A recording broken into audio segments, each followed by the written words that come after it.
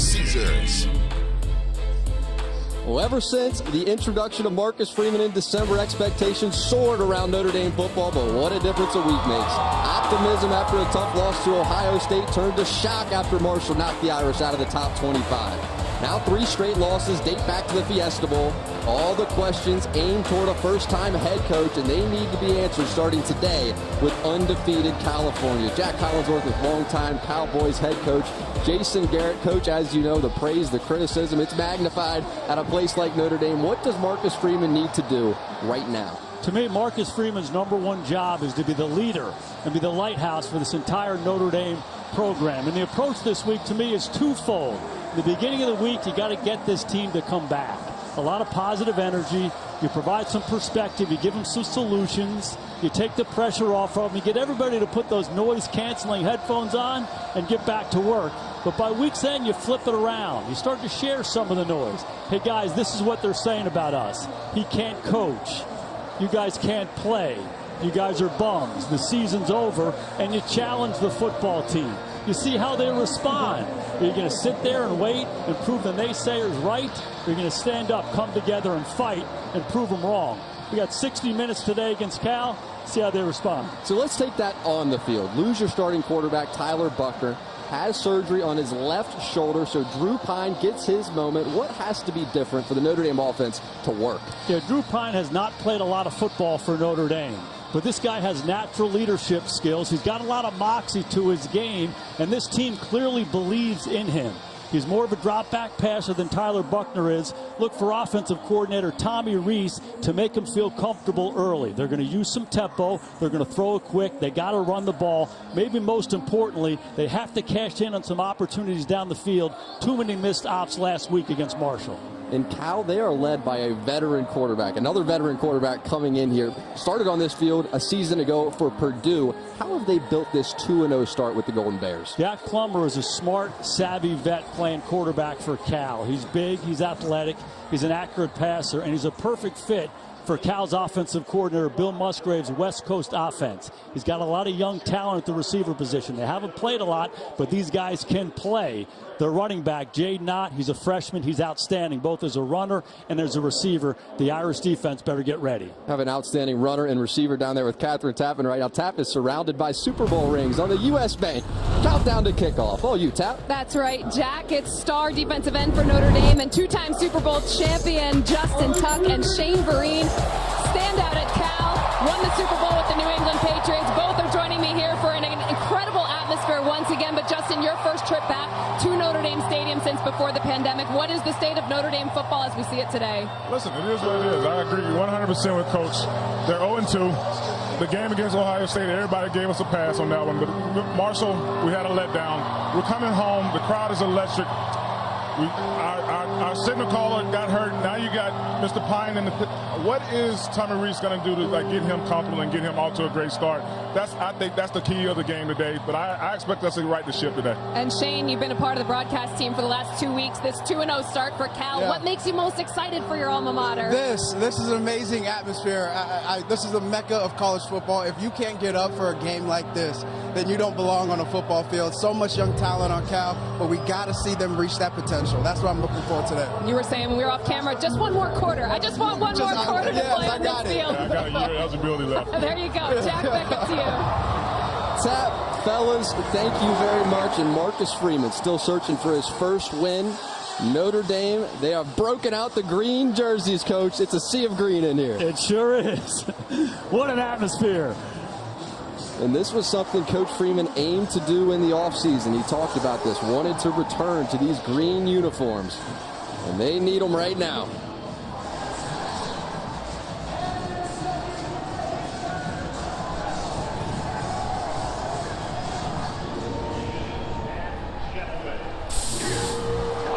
Here come the Irish.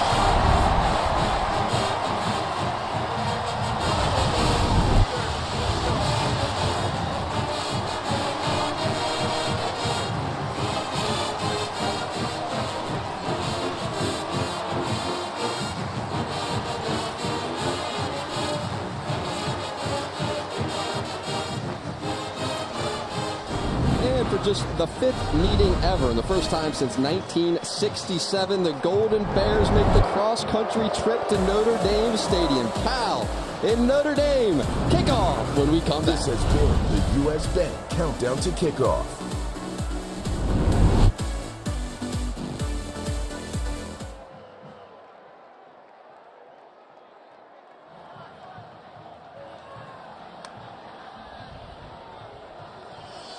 Coach, the players on this team have made it clear that they respect Drew Pine. He's now your starting quarterback with Tyler Buckner out. Why is Pine someone you all believe in? Well, I think what you respect about him, no matter if he was a starter or the backup, he always prepared the way to the standard that we set. And that shows a lot of respect for somebody that's going to prepare as a starter, no matter if he's a starter or not. And so I'm excited for him to get this opportunity. Your team's still looking for its first win of the season. What changes can we expect today in pursuit of that? Well, I think it's a better execution. That's what it takes for us to have success. And as you look at the previous couple games, we didn't execute as much as we needed to. And so I don't know it's changes as much as, we got to focus on our execution. We got to prepare better, and we got to execute better when it matters. Appreciate the time, Coach. Thank you.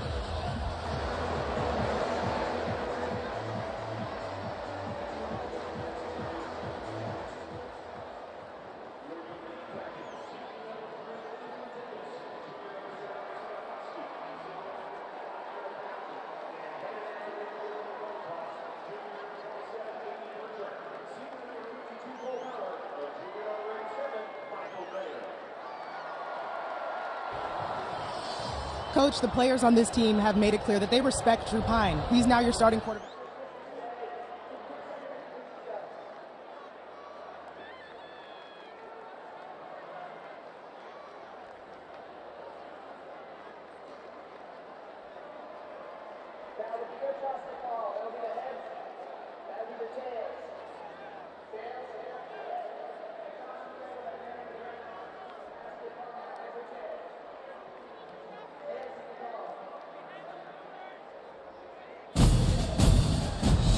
The view from above Notre Dame Stadium, Cal and Notre Dame, and it has been a long and interesting week for the Fighting Irish, but they made it back to game day, and Zora Stevenson is standing by with Marcus Freeman. Coach, the players on this team have made it clear that they respect Drew Pine. He's now your starting quarterback with Tyler Buckner out. Why is Pine someone you all believe in? Well, I think what you respect about him, no matter if he was a starter or the backup, he always prepared the way to the standard that we set. And that shows a lot of respect for somebody that's going to prepare as a starter, no matter if he's a starter or not. And so I'm excited for him to get this opportunity.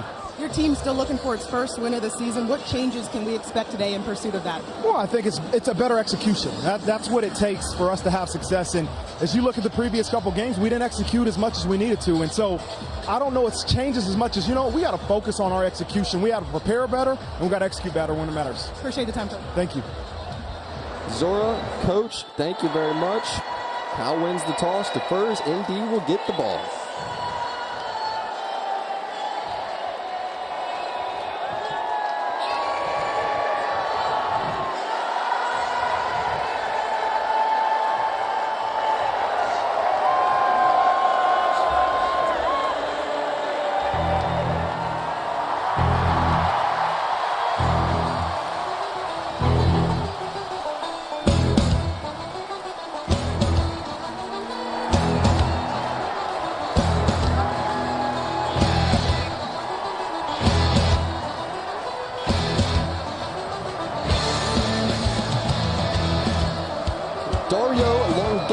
Send it deep. Chris Tyree and Lorenzo Styles back there as the football falls off the tee for the opening kickoff.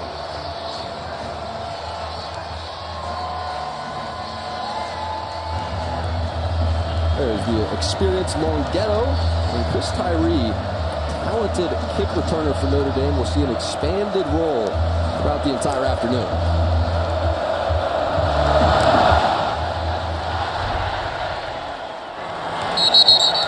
And a touchback. Irish will start from the 25-yard line. So let's meet Drew Pine. Been thinking about this moment for a long time. Irish fans remember him, the Wisconsin game, Cincinnati game from a season ago. Came in, looked pretty good in both of those outings. Coach Garrett, you lived this life as a backup. What's running through his mind right about now? I think as much as anything else, you're trying to take deep breaths and control yourself. He loves Notre Dame.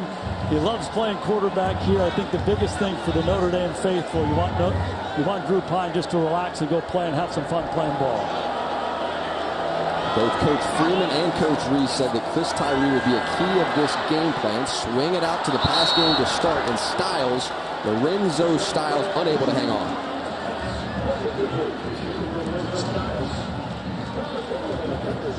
They go naked on play one, just try to get Drew into the ball game, and he's a little low with the ball. Styles can't come up with it. I like the idea by Tommy Reese just to have a little success early, but they got to cash in on it.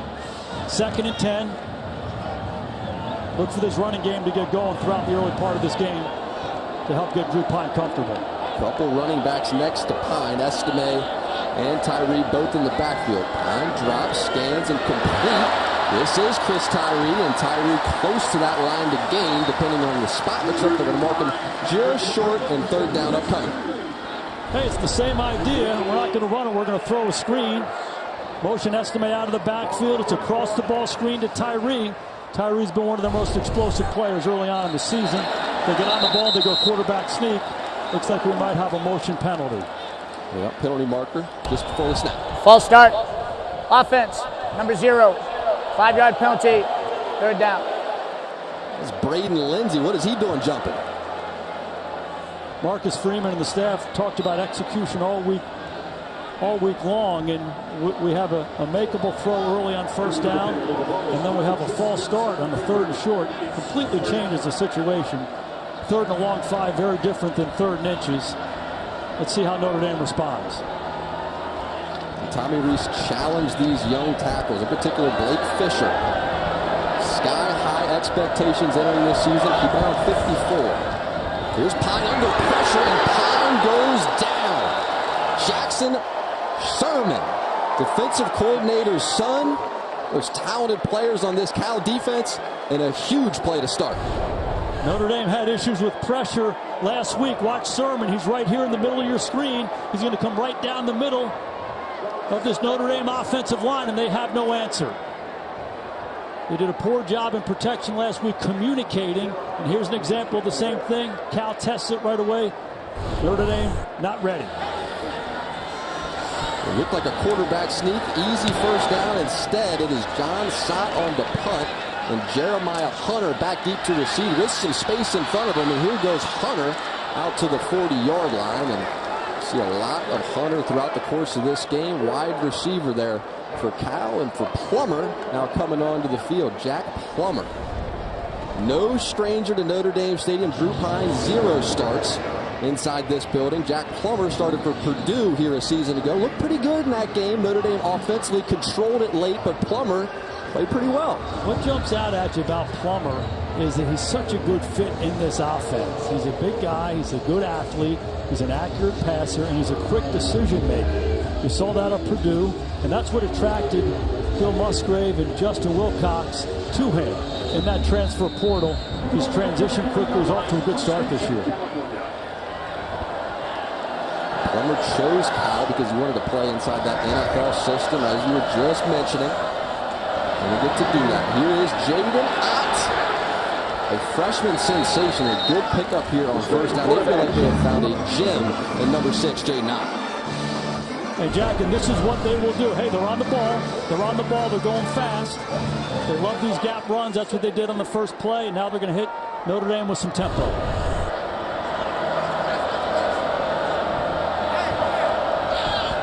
On 2nd and 2.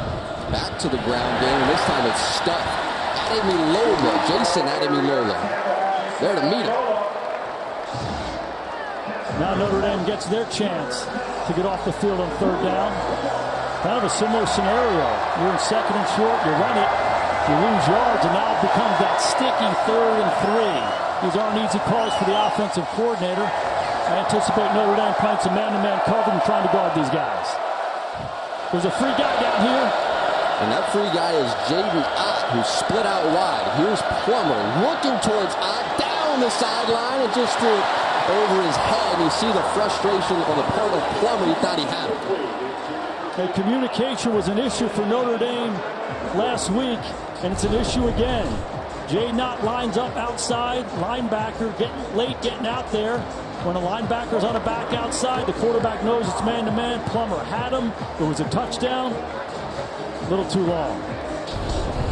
Al Golden, the defensive coordinator of Notre Dame, talked about the challenge it would be for this linebacker core trying to keep up with Ott. They love to run him on those wheel routes down the sideline, split him out that time, and here's Sheehan on to punt inside the 10. Good backspin on it, now picked up by Brandon Joseph. Won't get very far, just to the 6-yard line, and that is where the Irish will take over for their second drive. 0-0 ballgame.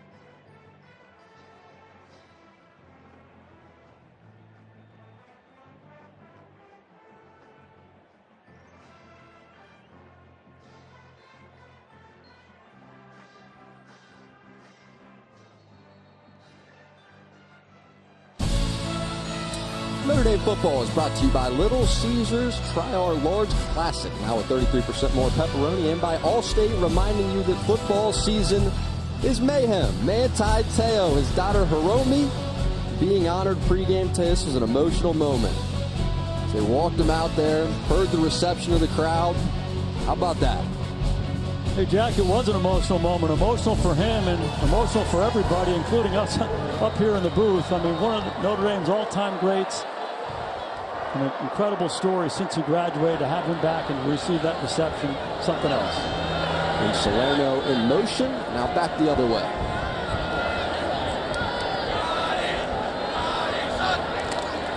Pine gives, it's Tyree once again, who has to go backwards before trying to fight back to the line of scrimmage and cannot get there. That's Hearns from his corner spot up to make the play. So these are the Irish starters. Just told you about Blake Fisher, who was challenged throughout the week. Patterson back in the lineup at his left guard spot. He represents the experience there for Notre Dame. Tyree, the expanded role. Whole offense goes through. Michael Mayer, big game a week ago in the loss to Marshall. Sloppy start for Notre Dame on offense, and now they're backed up again. Tackle for loss on first down. We need a positive play here. Mayer, bottom of the screen. Pine looking that direction and fires to him. Not going to get very far. Third step to step in coverage. Bring up third down. Really no doubt about where they were going to go there. Michael Mayer, a line by himself outside. Take a look at Drew Pine throwing from his own end zone. It's a real clean pocket. Ball comes out clean, puts it right on his face mask. Good hands catch by Michael Mayer. 3rd and 8. Wouldn't be surprised to see some more heat from Cal. See if they can get home again. Something Tommy Rees has done often this season. Bring Mayer across the formation, trying to get him on the move. Here's Pine. Lean drop, plenty of time. Protection's great. Now swings it out wide. It's Estime who tries to cut it back up inside and unable to pick up that first down. 2 plays in a row. A nice clean pocket for Drew Pine. Good example of Pine working through his progression. He finds Estime. Cal emphasizes tackling, sprinting to the football. They rally around and make the play, hold the Irish short. Another punt here for John Sott. Jeremiah Hunter back deep to receive.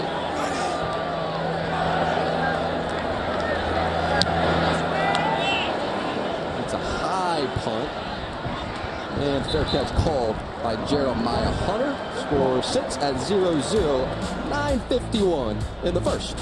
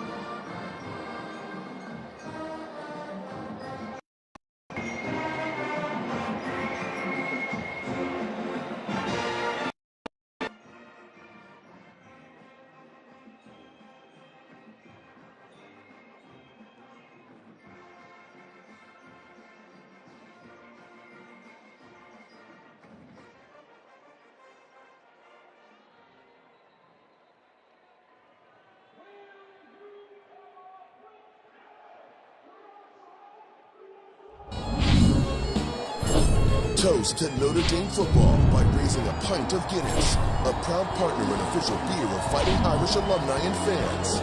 Please drink responsibly. Well, offensive coordinator Tommy Rees told us that he thought Drew Pine was the perfect personality. The way the team responds to him for this type of moment, it has not been that start offensively for the Irish, and now back onto the field comes Jack Plummer. Coach Wilcox felt like this is the most talented, most gifted group of wide receivers that he has had. And this time, it's about Cam Hart's defense on Sturdivant. These are the Cal starters. Look at Matthew Cindric in the middle. He's the captain, Campbell Trophy nominee for academics. They call him brilliant at the center position. There's those group of wide receivers, and Jaden Ott is the superstar freshman wearing number 6. How about Lovell's eyes, the right guard? That was incredible. That'd be a little crazy to play offensive line, Jack. Nothing wrong with that. 2nd and 10 now for Plummer. Plummer gives. Here goes Ott with the gas pedal across the 45-yard line. Bring up a 3rd and mid-range for the Golden Bears. Jack, you've heard me reference gap. Gap runs are pullers, and that's a big part of what Cal's going to do offensively. They're going to pull people. It's not going to be that zone blocking scheme as much as it is take the smaller, more athletic offensive line and get them moving. Pull track. It's like the old San Francisco 49ers under Bill Walsh. That's what Bill Musgrave, their offensive coordinator, has brought here to Cal. To the other side of Plummer. Plummer stands and fires. That throw is high. He's looking for Jeremiah Hunter and missed it. We've referenced this West Coast offense a lot, Jack. We see the gap run, and now we come back and see the slant. That's the signature play here in this offense. and Plummer had him. Receiver wins. Plummer, who's a really accurate passer, is high with the throw, and they don't convert. You can tell they like their matchups outside. They're trying to attack Notre Dame in man-to-man coverage. Punt unit's busy to start. Jamison Sheehan back on the punt. Brandon Joseph back deep for the Irish. Pressure gets there. Sheehan gets one off with some backspin again inside the 10, but this time rolls into the end zone for a touchback. All about the defense so far. No points on the board. First quarter.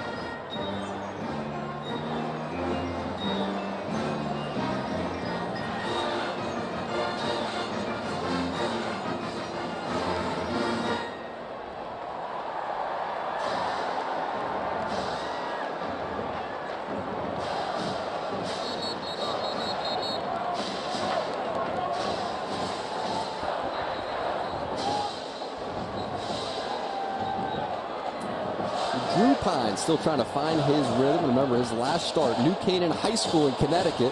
Maybe a few thousand people in the stands for a young man that grew up a Notre Dame fan, wears number 10 as a tribute to Brady Quinn. Grew up watching the movie Rudy. There he is right there. He said, chunky cheeks I had, and all I cared about was the Fighting Irish. The two happiest guys to see that punt roll into the end zone with Drew Pine and Tommy Reese. No question. Room to work here. Couple tailbacks in the game. Pine rolls to his right. He wants Mayer and just skipped it to him. This is the play that started the game. Tommy's just trying to give Drew a chance to get out of the move, throw to your first option, and he's pulled a couple of these throws on the run. He just got to relax and get himself into the ball game, take a breath, and have some fun playing football. Big thing he can't do here is make a big error.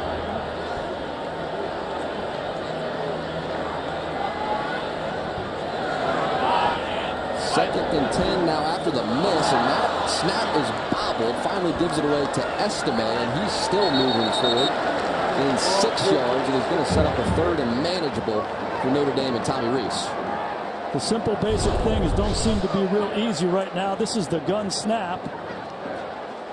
Hits him right in the hands. He bobbles it. Give Estime a little credit there for salvaging that play and making this thing third manageable. And again, it looks like heat from Cal. Nerves showing up early, 0 for 2 on third down. Notre Dame so far, 3rd and 3. The movement on the offensive line looked like Blake Fisher out of his stance. False start. Offense, number 54. It's a 5-yard penalty, 3rd down. It's a byproduct of a couple things here as we see Blake Fisher, he's a little bit early. Maybe a new cadence bothers him. Not comfortable with Pine's cadence in that situation. Maybe Cal's defensive line moving around forces Fisher to go early. Now it's 3rd and long. Mistakes everywhere you look so far offensively. Here's Pine from the pocket. Protection's good. He's looking down the middle for Mayer. About 3 feet too high. And you see how frustrated Mayer is walking off the field. They're throwing the ball to the right guy. Michael Mayer is their best player on offense. It's an excellent route. He's running the seam. He gives the defender an outside move and breaks back inside. A lot of separation there. Drew Pine's high with the throw. Some missed opportunities. A flat route needs to be completed. The seam route needs to be completed. And Mayer, who's played a lot of ball, hits him on the helmet and says, hey, just relax and play. That's what Drew Pine needs to do. Punt number 3 for Johnson. He's been playing. Down the middle, and this punt is caught by Jeremiah Hunter. Runs into a group of Irish defenders. Penalty marker comes out.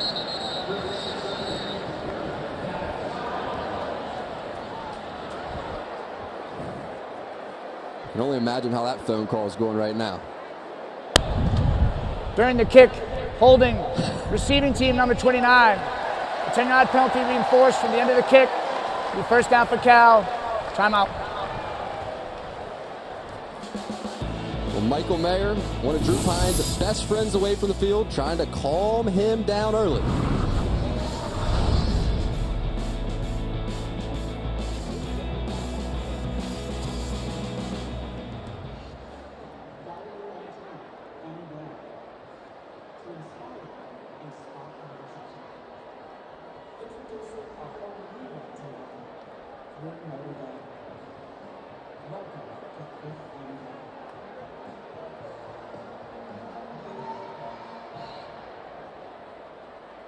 It's time for this week's edition of Irish in the NFL.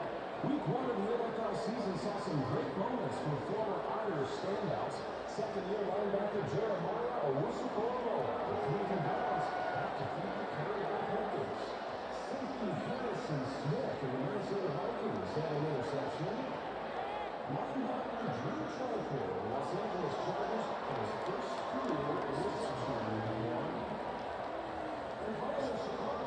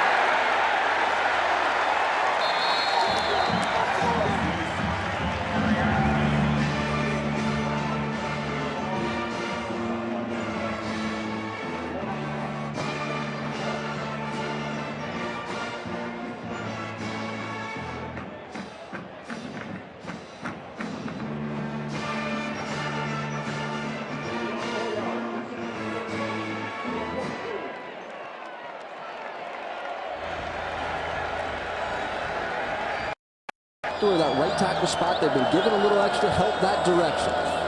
Here's Plummer, and pressure comes off the right side, and down goes Plummer. Jacob Lacey in the backfield and drops him for the sack. And don't think this Notre Dame defense doesn't understand what's going on offense. And they're accepting the challenge to step up. Lacey here comes all the way around. And it's an excellent job forcing Plummer to go left. The righty passer going left. It's hard to get out of there. And how about the athleticism of Lacey chasing him down. 3rd and long for Cal. Look for Al Golden to dial up some zone and force him to throw it underneath. 3rd and 24 and whistles blow. Notre Dame takes its first time out of the half. It'll be a 30-second timeout. Well, Jason Garrett, it was interesting because Al Golden felt like they could get pressure in this game without blitzing necessarily. Play some games with that defensive front. He thought they could just win there.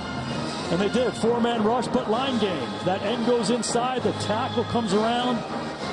Cal doesn't handle it well, and Lacey, the athleticism to run Plummer down. 2 big plays by Notre Dame's defense.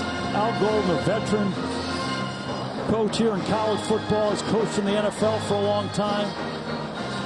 Ran programs in college football, been a coordinator, been at this thing for 30 years. So his response is the right one.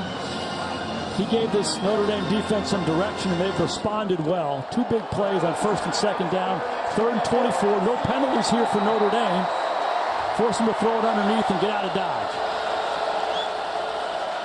Defensive back for Notre Dame, back deep. Here's Plummer, fires it out quickly and has a man complete. It's Anderson, who's brought down pretty quickly. Bring up a 4th down, and the punt group starting to gather over on the Cal sideline.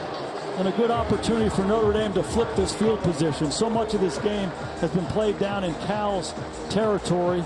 Notre Dame got the good punt. They get the tackles for loss on defense. Now a chance for them to flip the field.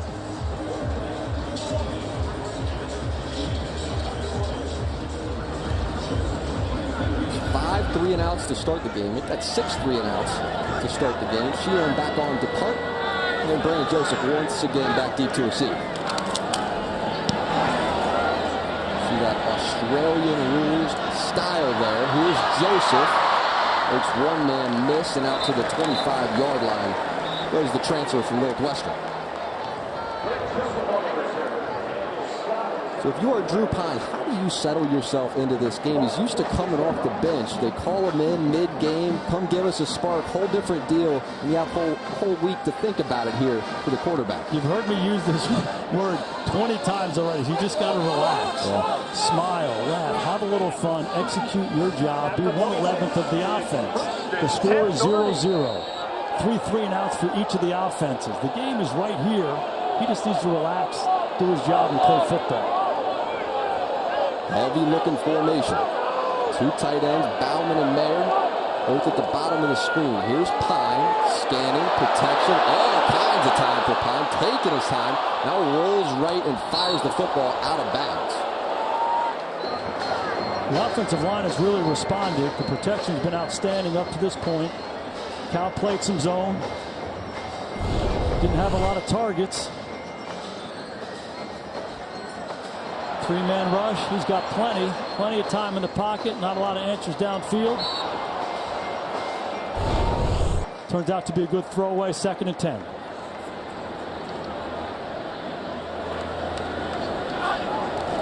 And Styles in motion and run it with Tyree right off his hip for a pickup of 4. It's going to be 3rd and mid-range once again for Notre Dame. Tyree was the guy that the coaches talked about. We need to get him some more opportunities. He's been their most explosive player, both as a runner from the backfield, a runner on fly sweeps, and as a receiver. So we're going to see him a lot throughout. Notre Dame, it's 3rd and 6. It's been a pressure down for Cal. Looks like they're going to play some man-to-man here. Tyree out of the game. Estime in at tailback. Here's Pine. Pressure coming. Steps up through the pocket. Has a man wide open. It's Lorenzo Styles. Green grass in front of him and directly through the hands of Styles. Tough start offensively.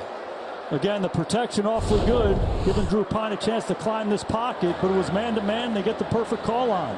A mesh route inside, where the one Notre Dame receiver rubs for the other receiver. You want your receivers running in man-to-man. If you walked it out there, you put it right there. Lorenzo Styles doesn't finish the play. When you got a new quarterback playing, you got to play well around him. Missed out for the Irish. If you like watching punters, we have the game for you. Here's John Sott. Sends a deep one, and backpedaling there is Jeremiah Hunter calling a fair catch. Not a score in this game, under 5 in the first quarter.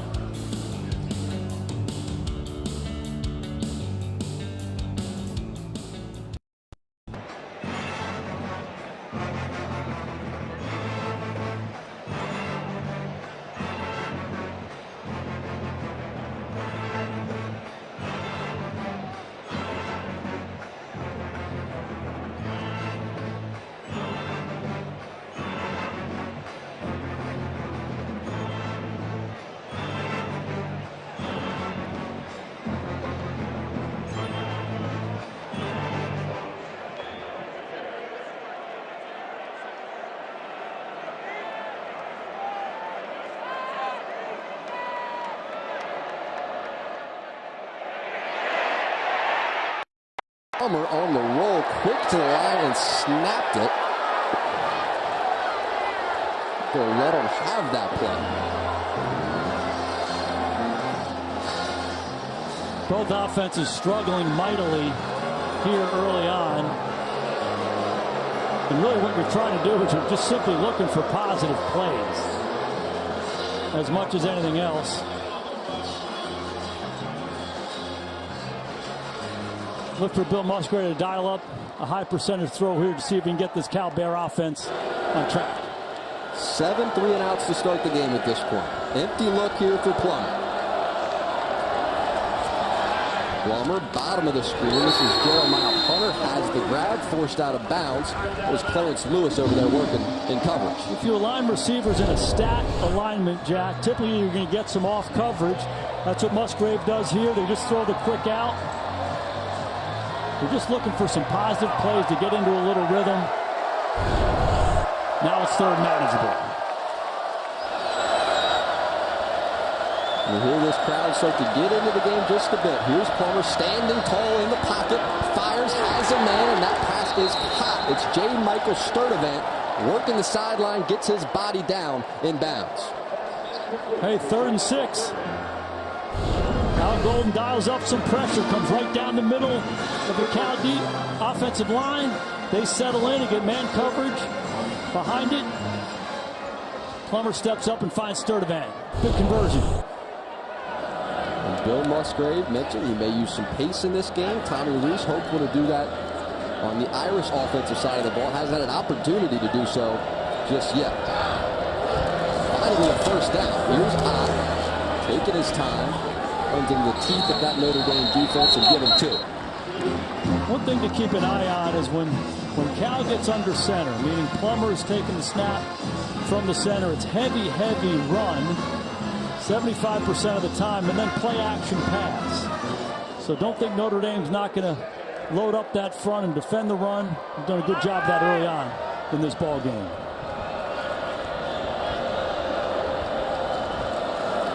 Fake it to Ott. Fire to the outside. Here is Anderson. Throw is behind him. Able to flip his hips around and pick up that first down. Megan Anderson is a really athletic player. They love him in the slot. He's got excellent hands. It's good run after catch. Plummer moves the ball inside. Good body control to react to make a good hands catch.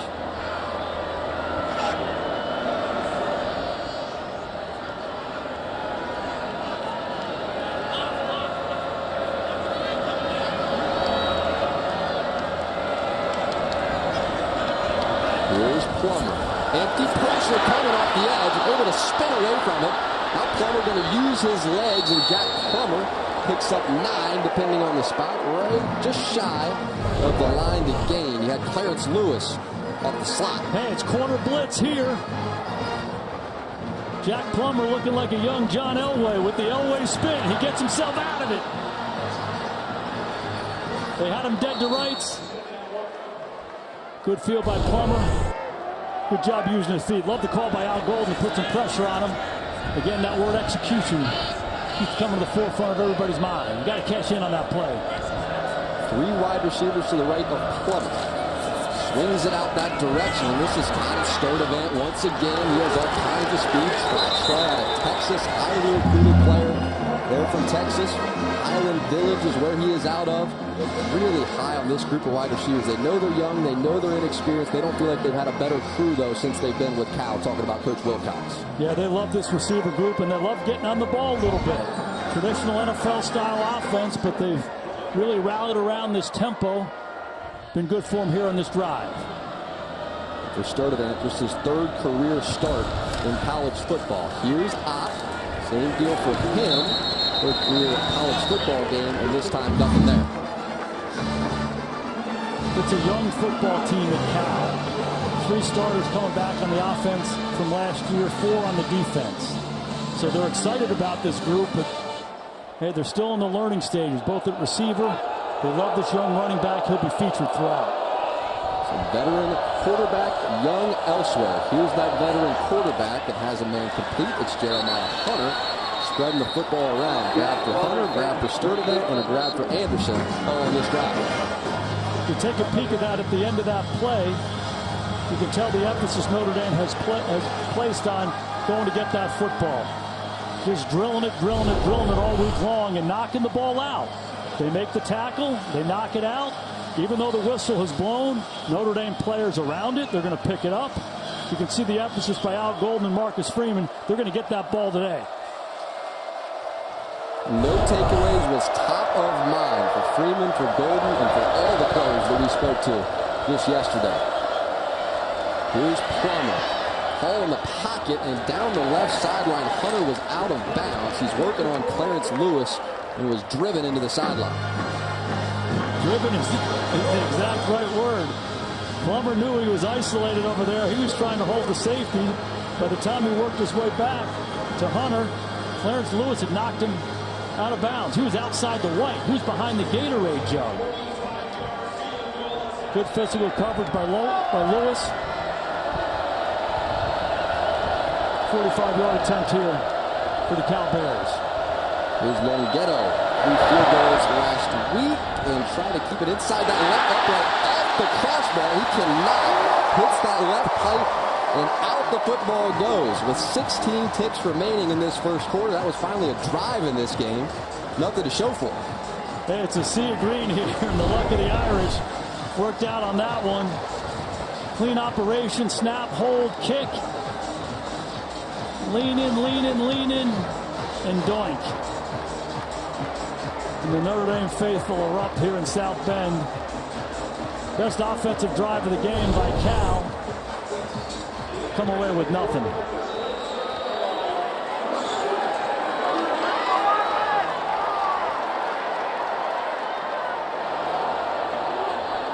Bring Lindsey in motion.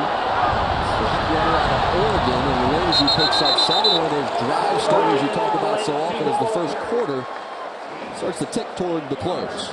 Really like the call by offensive coordinator Tommy Rees.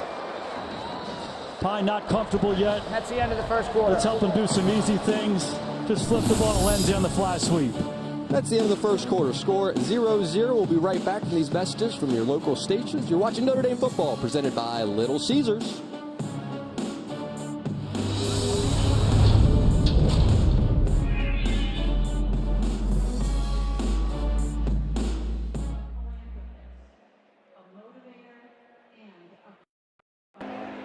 To me and my family, he is also a loving father and grandfather and a devoted husband to my mom, Maureen.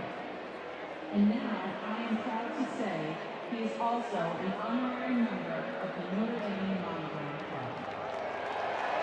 My dad has a strong love for Notre Dame and what it represents. His passion for life, his family, and helping others is the embodiment of the spirit and mission of Our Lady's University. That is why I'm thrilled to say, welcome to the Monogram Club, Dad.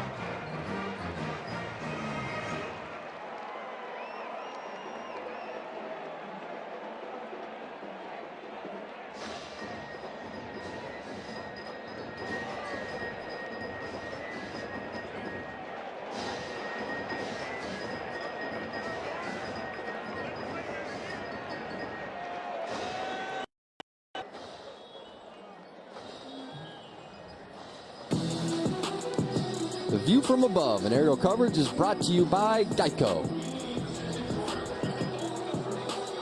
And Drew Pine trying to get some aerial coverage going in this game. Just 4 for 9, 27 yards. Been mistakes all around. Couple of them on his part. Dropped as well by Styles. And now he drops the snap before this play can even begin. Fighting just to get the football back. Cal believes they have it. Oladejo right there defensively. And they're scrapping for it on the bottom of the pile. Cal football.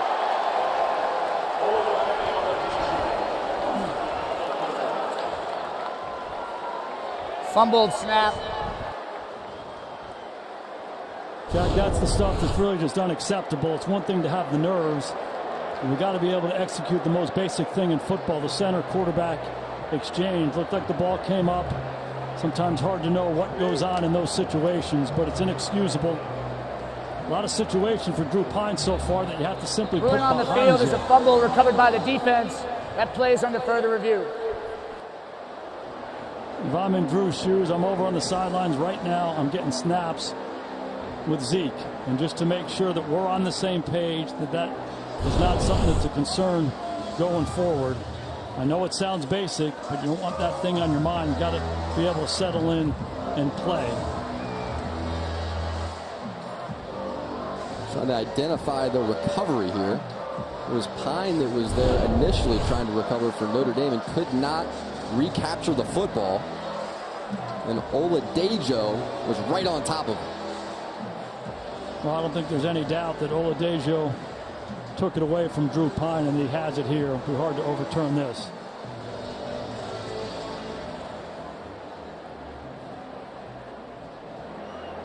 We mentioned this earlier, and I have this image of across from St. Patrick's Cathedral in New York City. There's a big picture. There's a big statue of Atlas. He's got the world on his shoulders. And after further review, the ruling on the field is confirmed.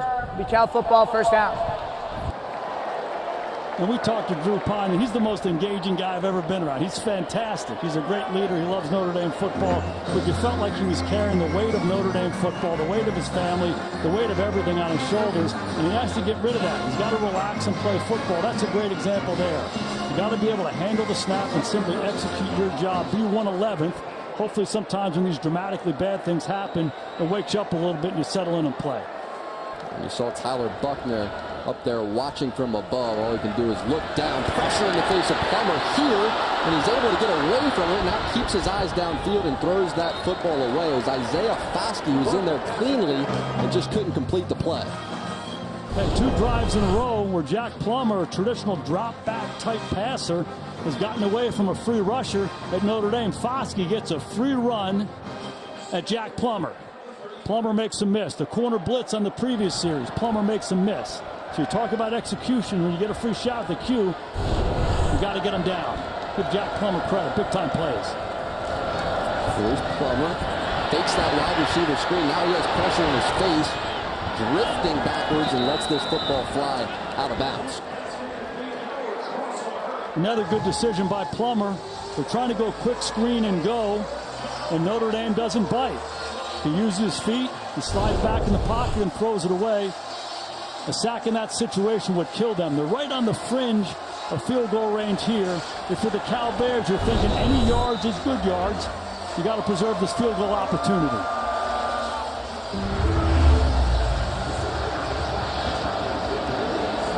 And Cal just 1 for 5 on 3rd down so far. Here's Plummer. Takes his time and fires on the dive. His Sturdivant. Did he get his hands underneath of it? Ref says yes. Plummer slow back to his feet. Took a big shot at the conclusion of that pass rush. Justin Wilcox and Bill Musgrave, they love J. Michael Sturdivant. Easy to see why. He's big, he's long, he's fast. Kid out of Highland Village, Texas. We'll talk about his catch radius. You see it right there. Back up on the football, rolling to the right, and that is caught for a touchdown by Sturdivant. Go right back to him. Penalty marker comes out on the celebration, but Sturdivant has 6 points first. Give Cal some credit right there. There's some question about whether or not Sturdivant caught the other one. Let's get on the ball and go fast. Let's not let this thing get overturned. They come back with naked and throw it to that same guy, J. Michael Sturdivant. Notre Dame drops the coverage. Result of the play is a touchdown. After the play, unsportsmanlike conduct, offense number 7.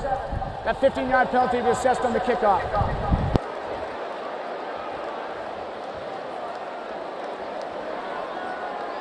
They called Sturdivant a tall guy that has small guy feet. Great route runner, all kinds of speed. You think he hit that top gear, throws it into overdrive. It's an overdrive on that series. He's been fantastic. To complete the extra point, and that is good. 7-0 Cal. This is slow as an offensive start for Notre Dame as I can remember. 7-0 Cal. Sturdivant heating up, and so too is Plummer.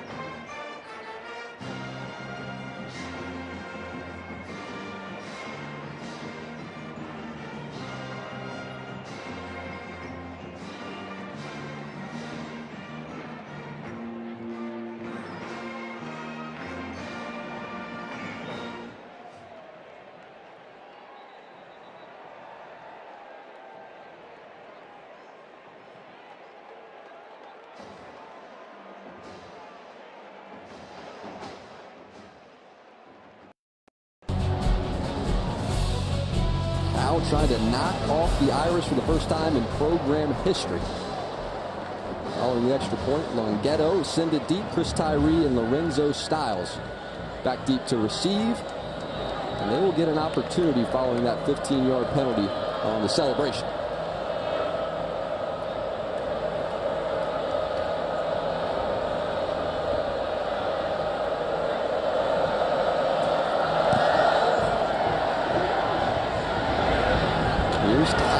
From the 25, trying the left side, now cuts it back up inside and out to the 40 is where Notre Dame will start.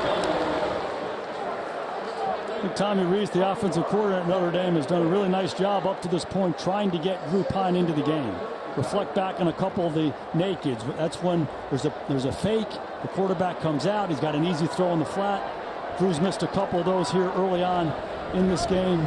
Some other missed opportunities. He's done a good job trying to take pressure off of Drew. Now Drew has to respond. And into the game comes Tobias Merriweather, the true freshman. Irish 0 first downs. Cal now has 5. Ground game to start, and up the middle there is a lane for Tyree, who picks up 7. Credit Notre Dame for responding up front and giving Tyree a place to run it there. That's what's going to help Drew Pine more than anything else. They can get this running game going, take a little heat off of him until he gets more comfortable playing. We came up and watched a scrimmage in August, and Tobias Merriweather running with the twos with Pine as his quarterback, caught about 5 passes going down the field. They put him with the ones, and he beats Cam Hart on the first play for about 60. Now he gets his chance. Up the middle here, a first down run for Chris Tyree, who's starting to get moving forward. Hey, and the crowd goes wild. The first down for the Golden Domers. And again, credit this offensive line. And handed to Tyree. We talked about gap runs. They pull that backside guard, create good movement. The green shirts are moving the white shirts, and Tyree's doing the rest. Good start for Notre Dame.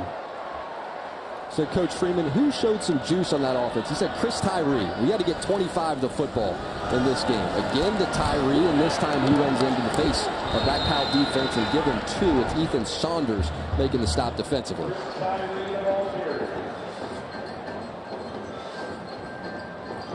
And now for Notre Dame, the challenge here is just to try to keep this drive going, a positive play, and to keep this third down manageable.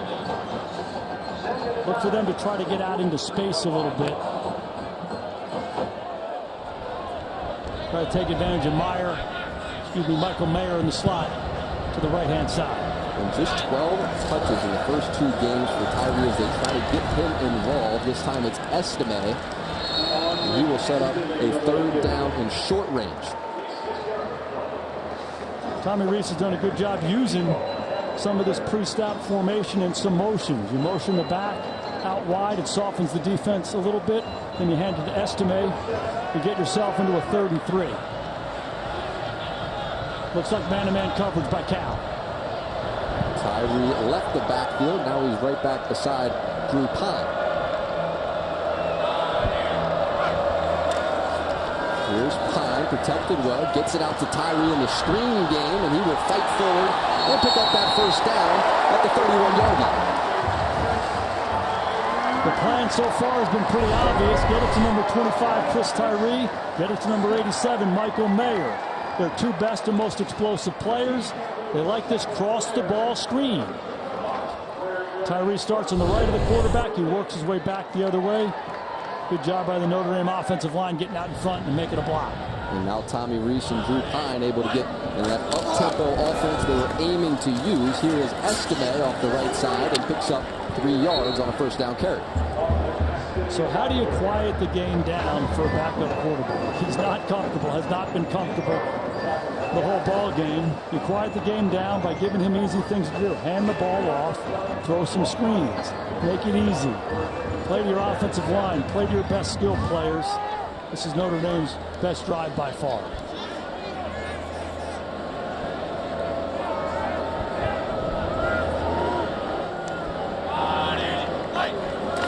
Now Pine gives power run game. It's Estime able to move that pile forward and pick up 2 more. Notre Dame is in field goal range right now, 26-yard line. So you can make a field goal from here. It's 3rd and manageable. Big thing for Drew Pine and Tommy Rees as we go here is let's not go backward. This is a scoring opportunity. This is a good response to what Cal just did, scoring their touchdown. Bring Tobias Merriweather back into the game, top of the screen. 3rd down, ground game. Here's Pine. He's going to pull it himself, trying to work the edge. Not quite the same speed as you saw from Buckner, and Isaiah Young stuck him. I think there's a little miscommunication there, Jack. You see Pine, he's kind of wanting motion to happen, and then that snap comes upon him. So we've seen that a little bit so far. We've seen a false start by Blake Fisher, and then we get an early snap on a critical down. Pine does a good job just not turning a bad play into a disastrous one. Now they have their field goal opportunity with Groupie. Comes Blake Groupie, Arkansas State transfer. Been good so far in the kicking game, and Groupie hangs it out to the left side from 45. No good. Penalty marker came out.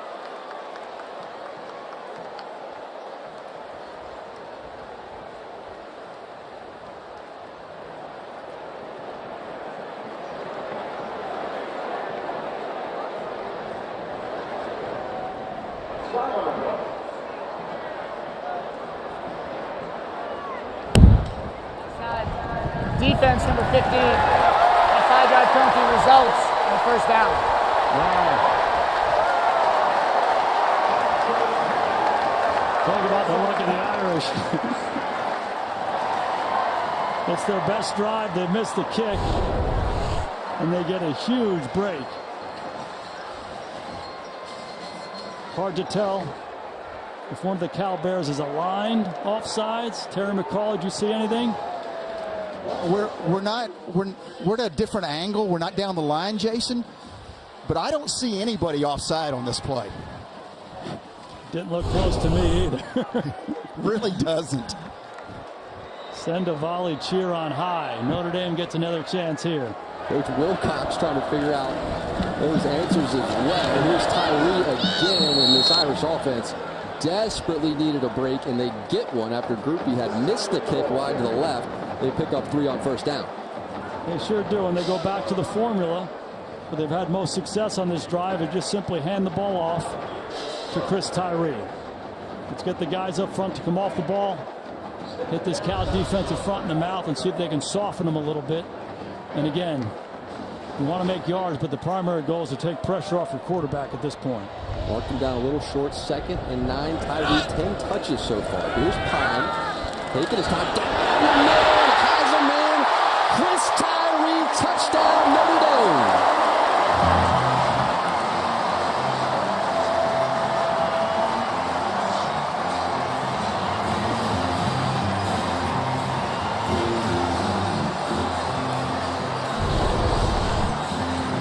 Absolutely love the call here. They take Estime and they motion him, and they simply run Tyree right down the middle of the defense.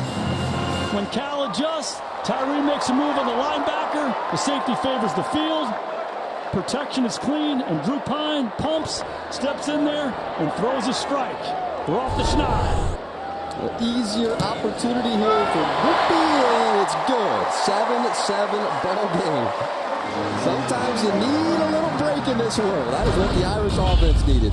Get the penalty on the part of Cal. Pine drops Tyree, touchdown.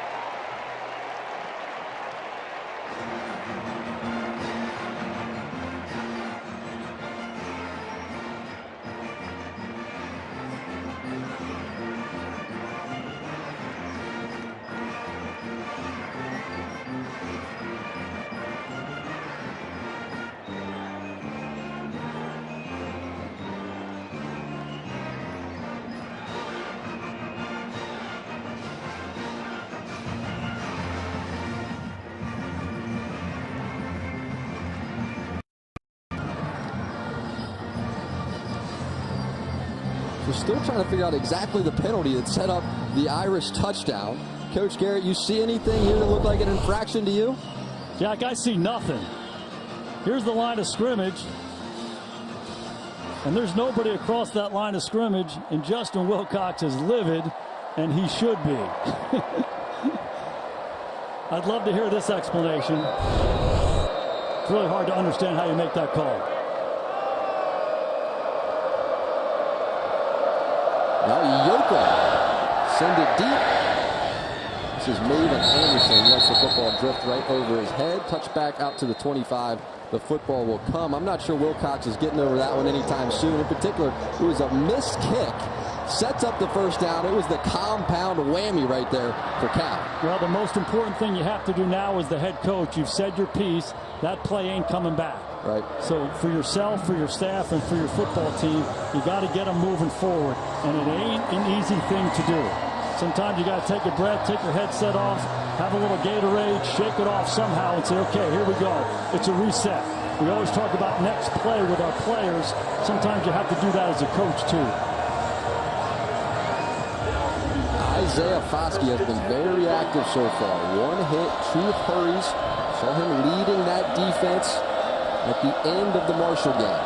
Starting to let his play do the talking now. Here comes Ott dancing, taking his time patiently. Now starts to hit that gear and picks up the first down. A lot of patience there for a true freshman. And one thing that shows up here for Cal is when their quarterback is under center, they're going to run the football. And no better guy, they hand it to Ott. This time they get in the gun. More of a passing type look for them. Hand it to Ott. So this freshman is the guy they're excited about, both as a runner and as a receiver. And they're going to try to get him the ball a lot of different ways.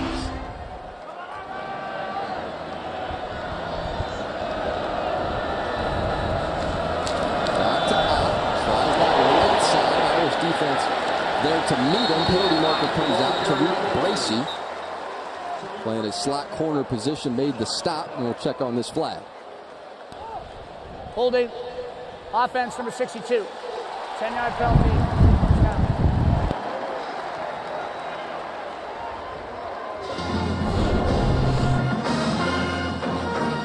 Just look at the right side of your screen there. Pretty easy call for the officials there. When you grab cloth, they're going to call it every time, right, Terry McCauley? Good job by Yosofa Mensah. Kind of drawing the attention to the play.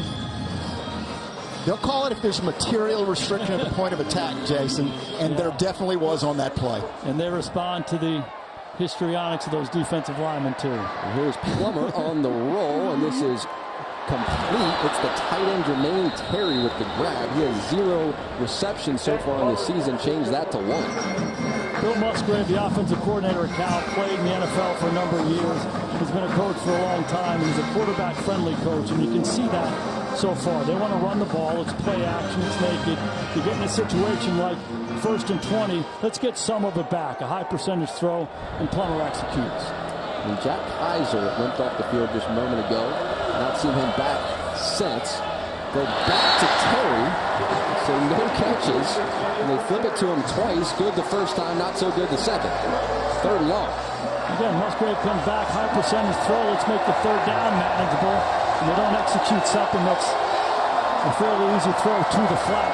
And when you don't do that, what happens is you get yourself into these 3rd and 11 situations. I would anticipate Notre Dame playing some zone, forcing Cal to throw it underneath and rallying tackle. 2 for 6 on 3rd down. Couple true freshman cornerbacks in the game for Notre Dame. Here's Plummer. Pressure gets there, steps up and through the pocket.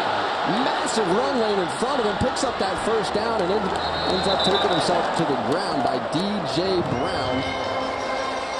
Big chunk broken off of the Cal offense. Hey, I get zone. They played man. They played 2-man. The safeties are wide.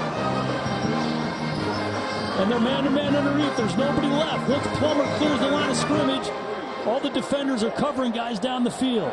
It's easy to run in this situation. Good awareness by Plummer to pick it up on 3rd and 11. Gain of 21.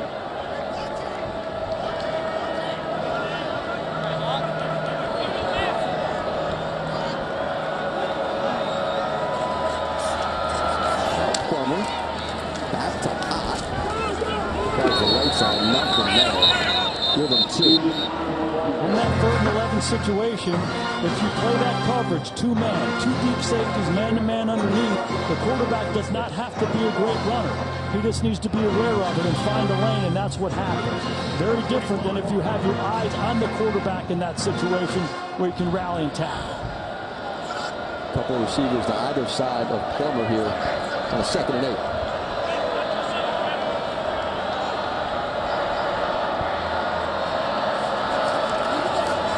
Here's Plummer, steps up and through that pocket down the left sideline. And that pass is caught. It's Jeremiah Hunter, who's working the left sideline on Jaden Mickey. Hunter's in the slot here. He's the veteran of the group. We call this a slot fade. He gets the outside release, keeps it tight, and does the rest. Now Plummer on the roll once again, looking to the right side, and incomplete. Ben Morrison over there in coverage on the prior play. Mickey on the opposite side of the field. Hey, we saw this play earlier. On Cal's first touchdown, they made a big play on a 3rd down, and they came right back and they went with that naked. Quarterback fakes, he gets out on the move. Notre Dame drew it up on the sidelines. They were ready this time.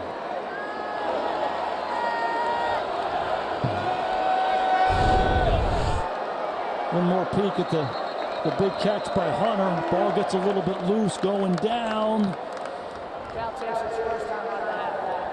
It's really the same thing that Musgrave did on the last one. If you remember the play before the touchdown, there was some question about whether or not Sturdivant caught it. This time they see it. The communication from above is, hey, let's get on the ball quickly before they can overturn it. They do it. They run the same play. They don't complete it, but they preserve the long gain and keep themselves down in there in the low red zone. It's good coaching by Cal. Pick up of 33.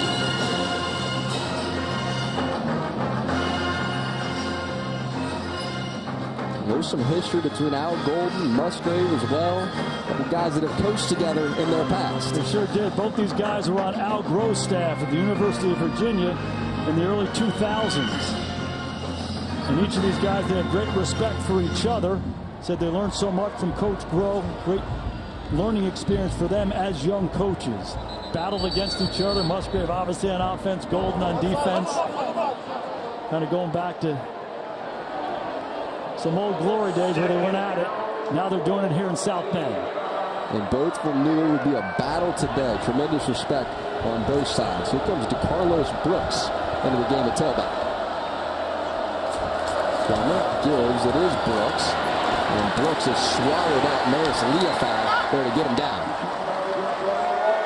Great description. He was swallowed up, and it starts with Notre Dame setting the edge of the defense. Cal wants to get outside with this run. You look at Osafa Mensah. He keeps his outside shoulder free, turns it back inside. Leofau and the gang do the rest. It's good defense. Talked about fundamentals. Being true to your gap. Good example there. Now 3rd and goal after the big play to Hunter.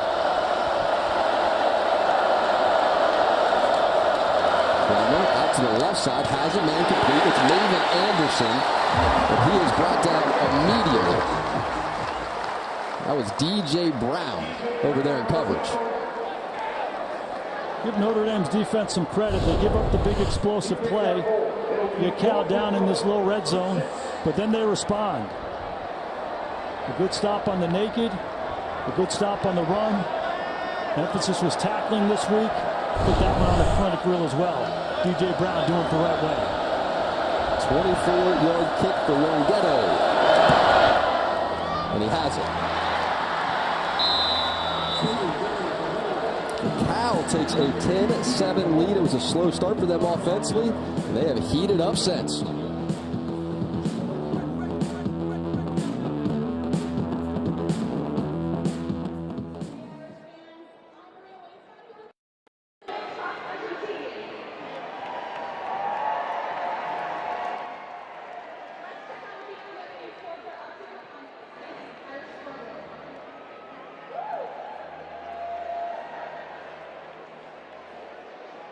We started volleyball.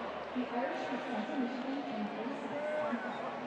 We're on a roll, winning 3 of their last 4 matches. Cross country hosted the 43rd National Catholic Invitational on Friday.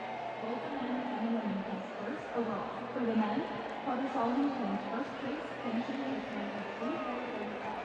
Olivia Martinez led the women, claiming second with a time of 17:35. 6th ranked Notre Dame women's soccer defeated Ohio at Alumni Stadium last week by a score of 3-5. Men's soccer takes on Chicago State at Alumni Stadium on Wednesday at 7 p.m.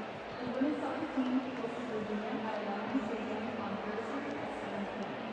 In a tough ACC matchup, the Notre Dame men's soccer team battled hard and won against Virginia and Charlottesville last week. Freshman Vicky Broncos secured a 2-1 Irish victory with an incredible last-second goal.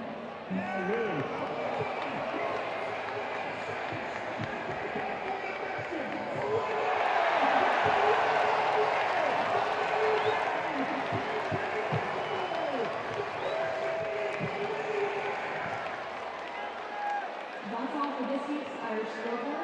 I'm Maria Lisa with Fighting Irish Media.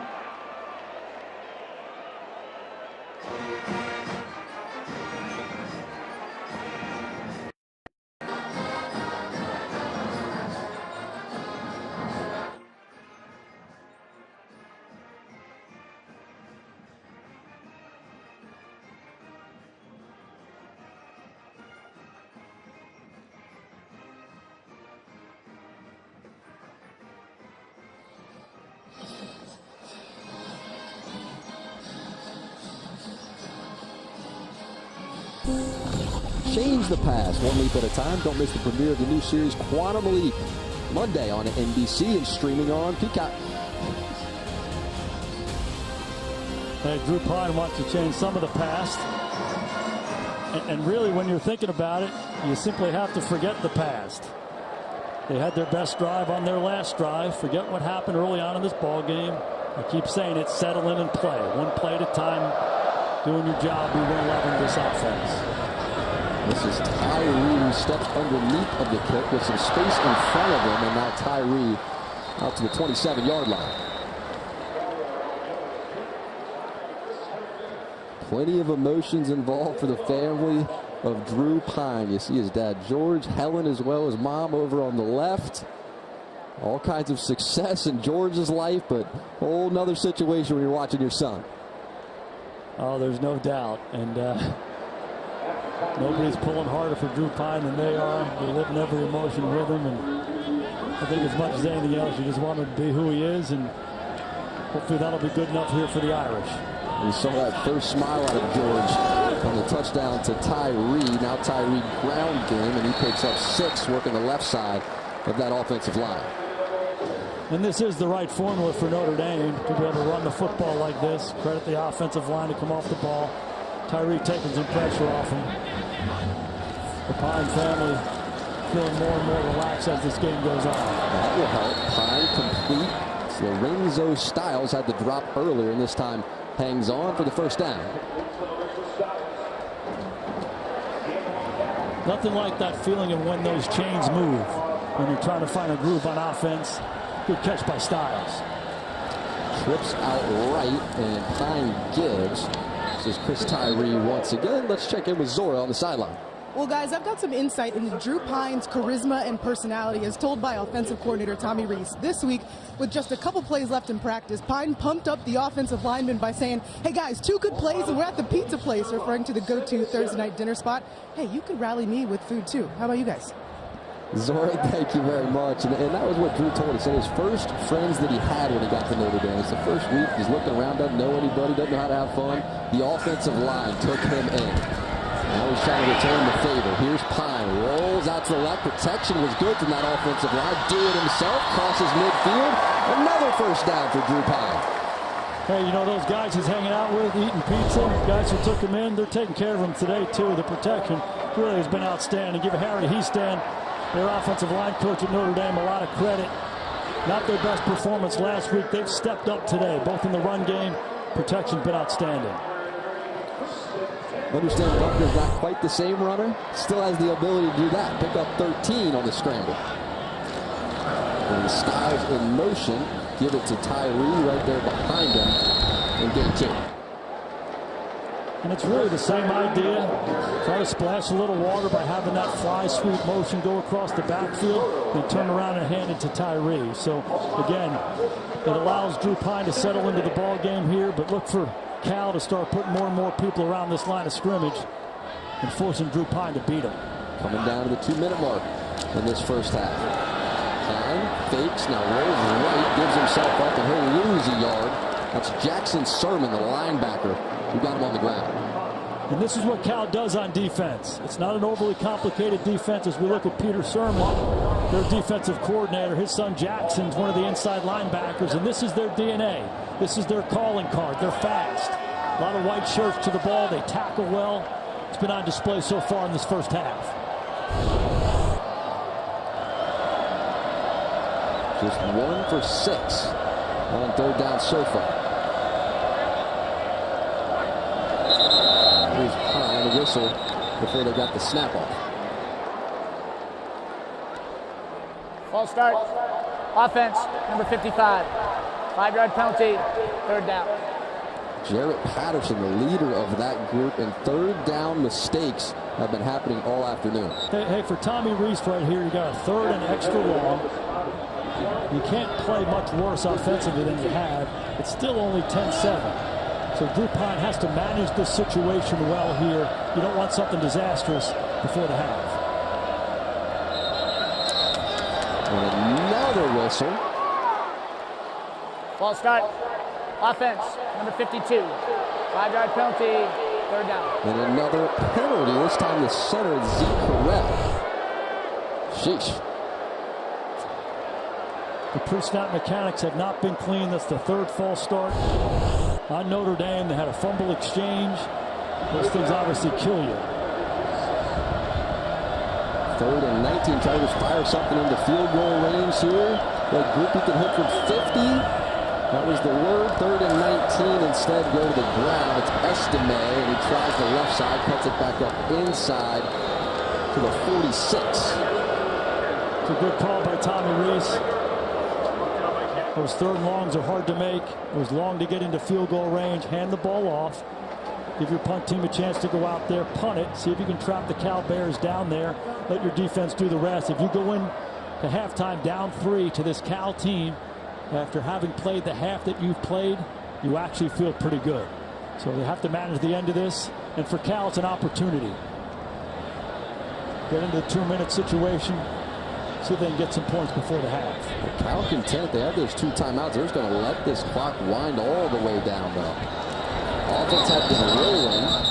And now another whistle before the snap.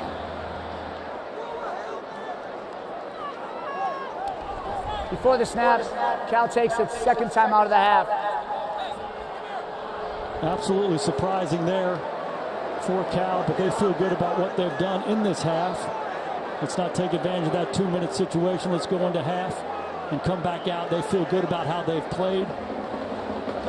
Go in, reset, come back out there and win the second 30 minutes. And coming up on the All-State Halftime Report, Justin Tuck, Shane Vereen, they're going to break down the first half. Powell alum, Basketball Hall of Famer Jason Kidd as well. He's going to join the set there. They're star-studded in the Halftime Report. Highlights around the country coming up as well there at halftime.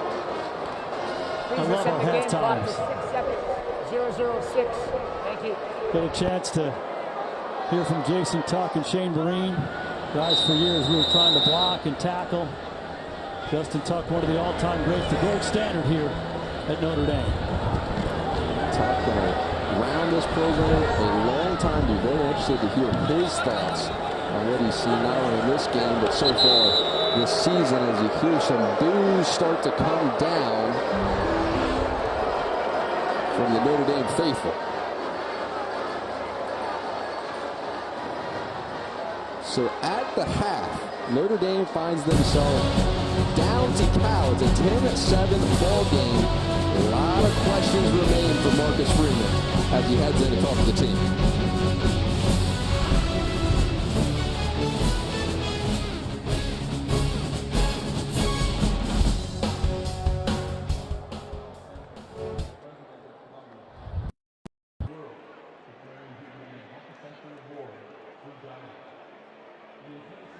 President Santos,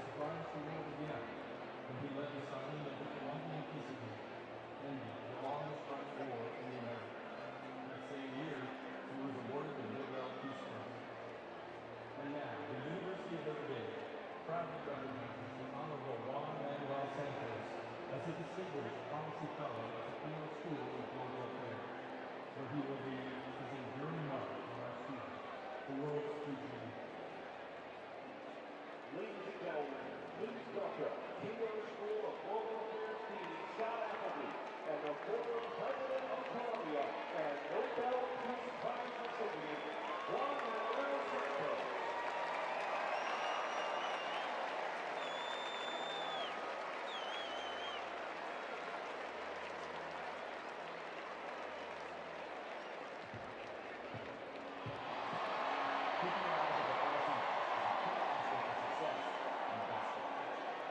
But the same logic applies to safety navigating campus, because we all have the responsibility to be aware of our surroundings and going from one location to another. So whether you are a rider, driver, roller, breathe this strong.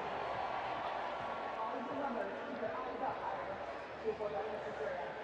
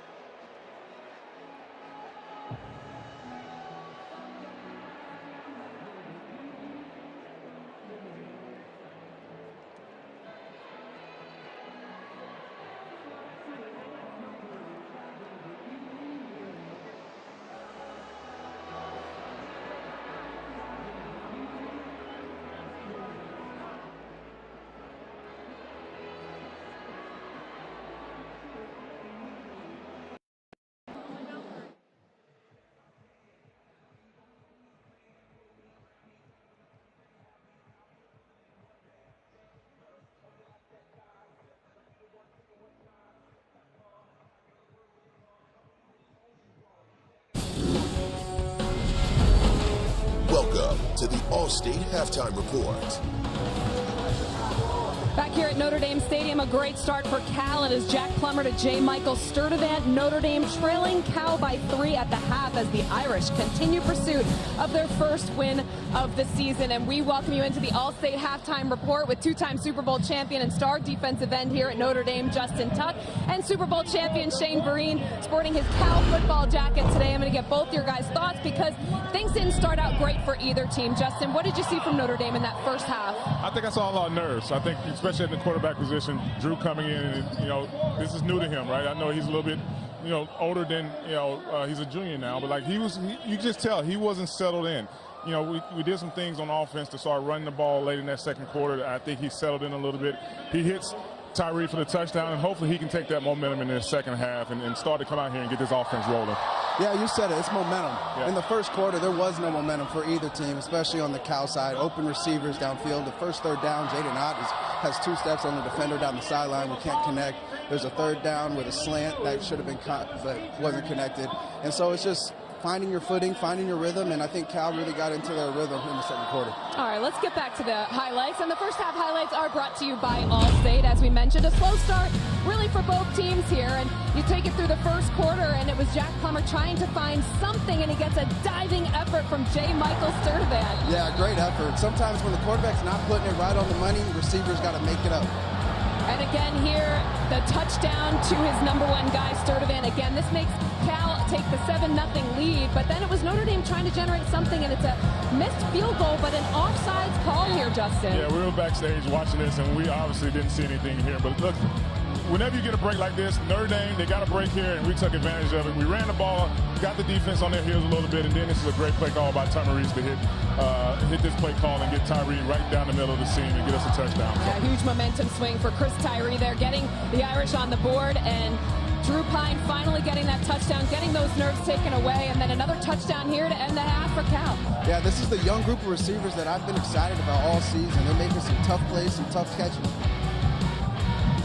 Yeah, if I'm Cal, I'm continuing to put pressure on the DBs from Notre Dame. Your wide receivers, they're tall, they're athletic, and they're making plays on their back end, and that's been the difference, I think, in the game right now. Y'all made some plays to get you in some really good scoring positions. We saw some frustrations very early on from Drew Pine and offensive coordinator Tommy Reese. We saw Michael Mayer trying to calm down his quarterback, but it seemed like there were some miscues, Justin, early on in this game for the offense.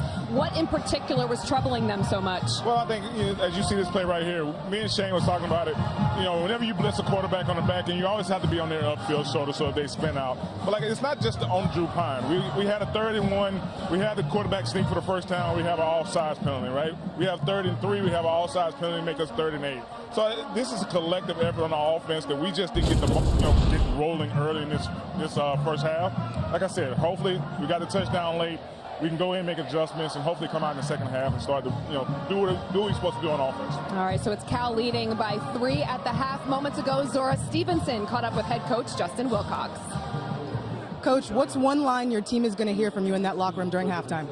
Well, I think we just got to play smart football. We gave up a couple plays and made some poor decisions that cost us some penalties that resulted in points. But I love the way they're competing, and we just got to be a little better at the line of scrimmage on both sides second half. One of those penalties, the officials came up and talked to you after that offside call. What did they say right before? I'm not going to talk about that. Okay, thanks, Coach. Thanks. All right, not surprising that he doesn't want to reference that one, Shane. That kind of tells you all you need to know right there. But they are resilient. Things haven't been going well for Cal, but they've been a resilient bunch all season long. All right, well, Shane and Justin, your rings are impressive, but we're going to bring in another big ring, and it's Jason Kidd, an NBA champion and Hall of Famer. He's going to join us on the set next.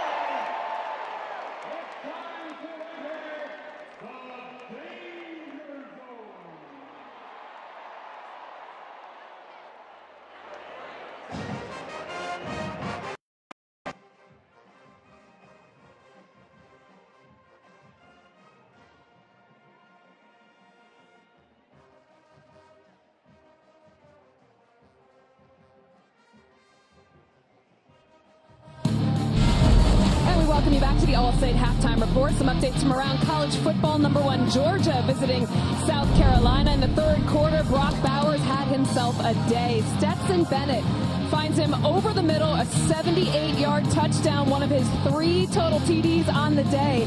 And it is Georgia rolling in this one, 48-7, the final. On to UConn versus number 4 Michigan, and it was the Blake Corum show in this one. Corum taking it in from 11 yards out this time in the fourth quarter. He rushed for a career-high 5 touchdowns. That's the first time in school history Michigan has scored 50 or more points in the first 3 games. And Oklahoma taking on Nebraska. Oklahoma down 7 early. Dylan Gabriel takes it himself. 61-yard touchdown run. That's going to tie things up at 7 and get this crowd moving. Second quarter, 11:35 to go, 1st and 10, and it's the tight end, Braden Willis, finding a wide open Marcus Major, 24 yards. part of a 35-0 Sooners run in the first half. Oklahoma 49 straight points after trailing 7-0. That is the final in that game. And we are happy to be joined by Jason Kidd, NBA Hall of Famer, current head coach of the Dallas Mavericks, and of course we know you're a proud Cal alum. How has your experience been here so far? It's been incredible. The Notre Dame people here have welcomed us, and the game has been incredible. So I have no complaints. I'm enjoying college basketball at its best. College football at its best. How often do you get a chance to watch the team closely and cheer them on? Not as much as I like, but anytime I have a Saturday afternoon, I have the opportunity to watch. And so to see the Cal Bears here playing Notre Dame has been a dream come true. Is this your first experience here at Notre Dame? This is my first experience here, and so far, so good. So when you're watching this team, what stands out to you? 10-7 right now, Cal leading at the half. Is there certain plays as a obviously I'm an NBA mind, but watching this game? Yeah, I think as a defensive coach, you see the first two possessions, we got stops, and I thought that set a tone for our team, and then being able to score first. I thought then everybody got to relax, and so it's 10-7. It's a low-scoring game, but probably more points here in the second half. Well, we have some exciting news as well. As the inaugural City Shamrock Classic basketball game is going to be held in St. Louis on Saturday, November 12th. The significance of this game, it is the first ever live broadcast of women's college basketball on NBC and Peacock. It's going to be Notre Dame and Cal. This stage is huge for these women. Jason, what will this mean for these basketball players? Well, I think it's first and foremost important that NBC is televising the first one in the basketball game. So it just shows the class, and also two great programs playing each other for the first time. So it's going to be a historic night, and I'm excited to watch. It's exciting, too, because Notre Dame head coach Niele Ivey and Cal's head coach Sharman Smith are both St. Louis natives, so that'll be an interesting experience for them. And I understand you have a connection to one of the players on the team at Cal as well, played in your AAU team. Yes, when we talk about Amaya, she's going to participate, and she's going to be a freshman. It's going to be exciting. She has the Jason Kidd Scholarship, but also we're trying to help the young ladies participate at a higher level, so I'm happy for Cal and being able to accept her. Well, certainly they appreciate your support as well. Jason, great having you here. Enjoy the second half. Enjoy the rest of your experience at Notre Dame Stadium. Thank you. Go Bears. All right. Go Bears is what all Bears fans are saying right now because they lead by 3 at the half. We'll get you back up to Jack and Jason right after the break. This has been the All-State Halftime Report.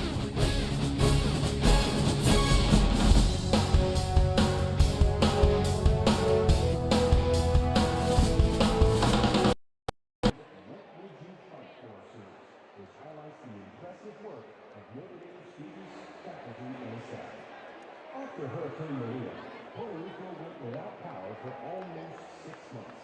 See how Notre Dame students and faculty are working to convert the island to renewable energy and offer Puerto Ricans a brighter future. Hurricane Maria, ravaging the island of Puerto Rico under shower on 165-mile-an-hour winds. Hurricane Maria was an unreal experience.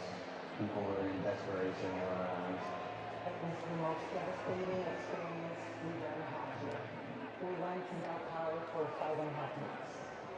When you're without infrastructure, electricity, you don't have water, you start losing people because they need medical care and they cannot receive it. After seeing the administration of Maria cause, I decided to get out there and help. At the University of Notre Dame, ND Energy is working in support of a local community organization to convert homes and businesses to solar power and solve the reverse energy crisis.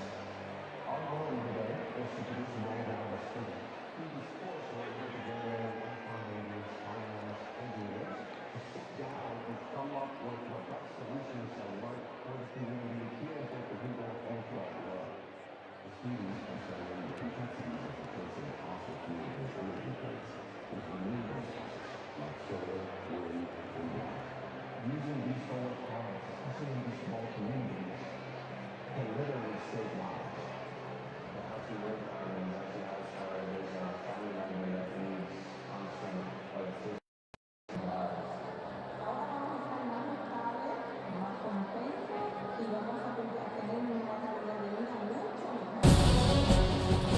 come back. Cal leads 10-7, get the ball coming out to start the second half. It was a slow start offensively, then they got rolling.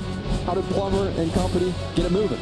Yeah, slow start for both sides. 3 and outs for both of them to start this thing, but Cal did get it going. It really was about the quarterback, Plummer. He used his feet to get away from people on some free blitzes, and then he found his young receivers. Yeah, time now for a look at the first half drive presented by Wagoneer. A lot of big plays in the passing game. You see Sturdivant, the big third down conversion. He uses his feet there on the corner blitz. He's got Hunter in the slot here in man-to-man coverage. A perfect throw, and they come out on the naked. After the big explosive play, he finds Sturdivant again. So it's a good mix of run and pass. Once they got their rhythm, after those 3 possessions, it's a good mix of run and pass. Plummer was orchestrating the whole thing.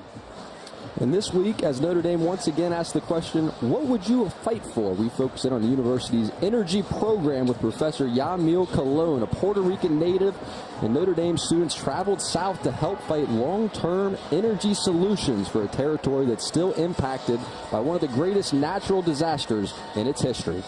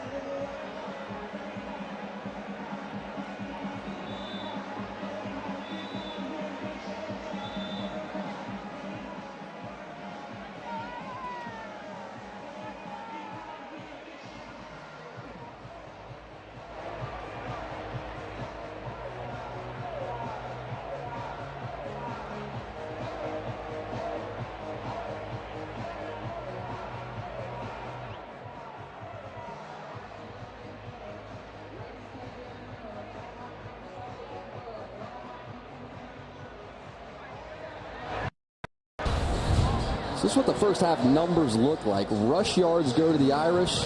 From there, it's all Cal. Pass yards, total yards, time of possession very tight, and Cal with a 3-point lead. Not a lot of good stuff for Notre Dame's offense. They had their best drives towards the end of the half. Cal attacks a lot of different ways. They're getting the running game going. Plummer's been fantastic.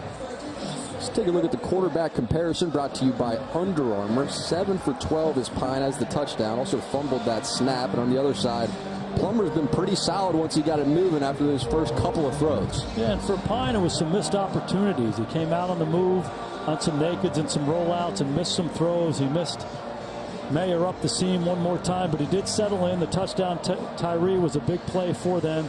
And for Notre Dame, the biggest thing is, hey, we're still in this game. We didn't play well early, but we're hanging around. We're down 3 right now. Plummer's trying to keep this thing going. Again, he's awfully good orchestrating this West Coast offense. Seems awfully comfortable. And Plummer steps right back onto the field with the lead.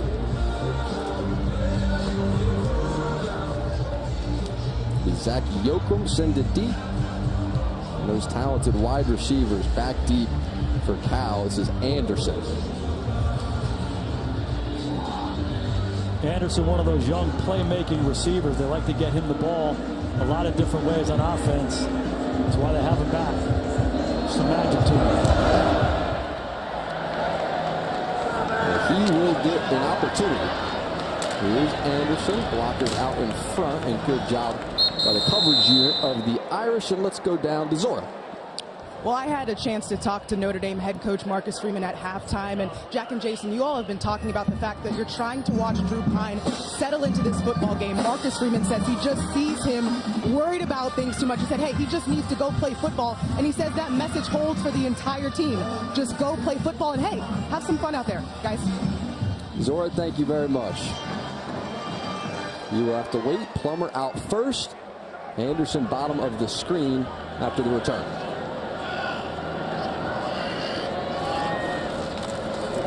Good here. It's Ott taking his time. Notre Dame defense gets him on the ground quickly after a pickup of just 2.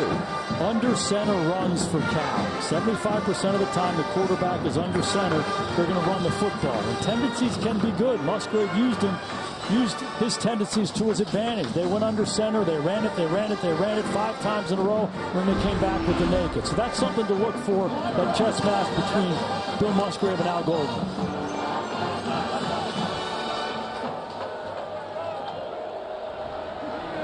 And Ott was 4th in Pac-12 rushing coming into this game. He has been the feature back. Here's pressure in his face, just trying to get rid of it and cannot. Down goes Plummer. Jason Alamilola dropped it. Jason Alamilola is relentless. You see him inside here playing the defensive tackle position, and he just keeps coming. The spin move shows his athleticism. He has a relentless nature about him. Led the Irish last year in quarterback pressures. He's just around the ball. Plays with a great spirit. A big stop for the Irish. Now a 3rd and 18.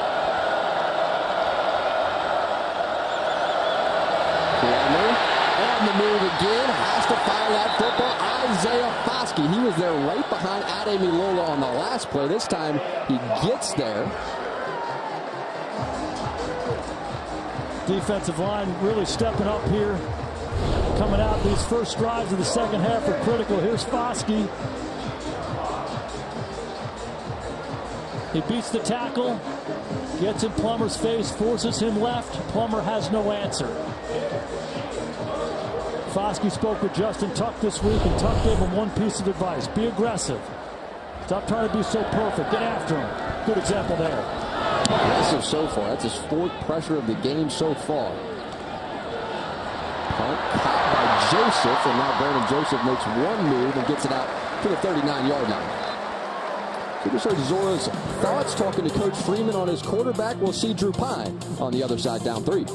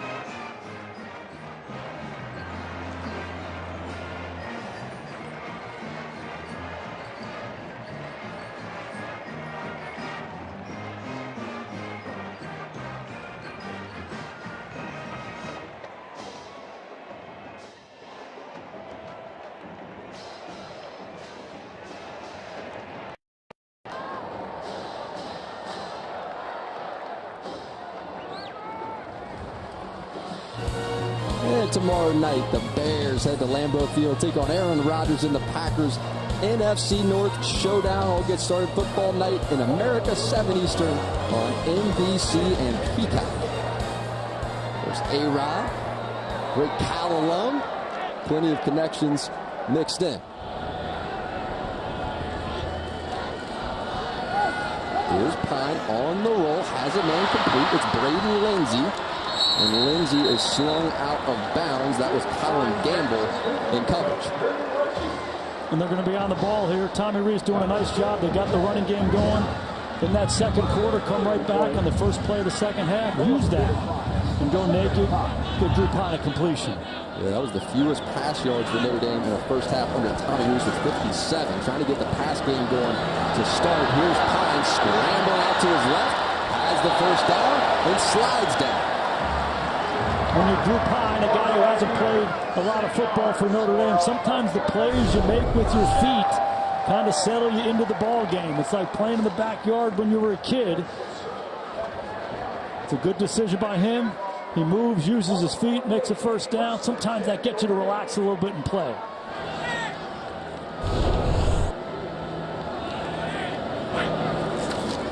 Now Pine, Estime up the middle. Big hole for Estime. Burst through it for Notre Dame first down. Finally brought down by Sherman at the end of it. This Notre Dame offensive line has really stepped up, controlling the line of scrimmage the last quarter and a half, creating movement up front. The green shirts are moving the white shirts. Estime downhill. He's on a tempo look. Estime makes one man miss, and finally brought down. Picked up with just 2. That was Carlton who got him on the ground. Notre Dame struggled last week with Marshall's defensive line movement. There was pressure. The line was slanting.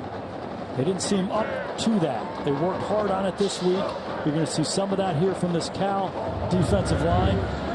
Looks like they're executing much better.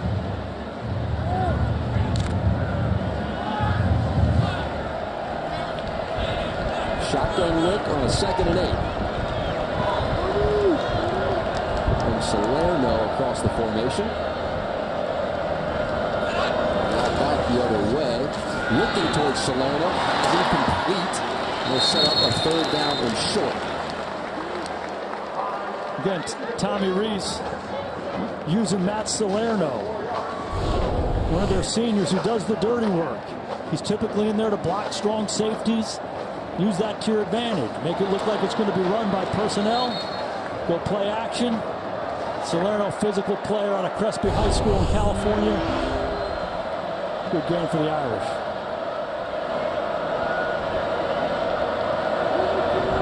So look towards the sideline before a 3rd down play.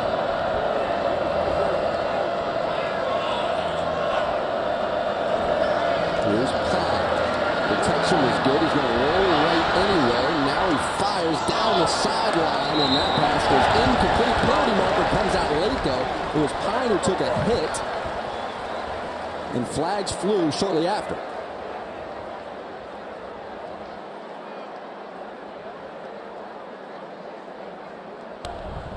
Personal foul, roughing the passer with targeting.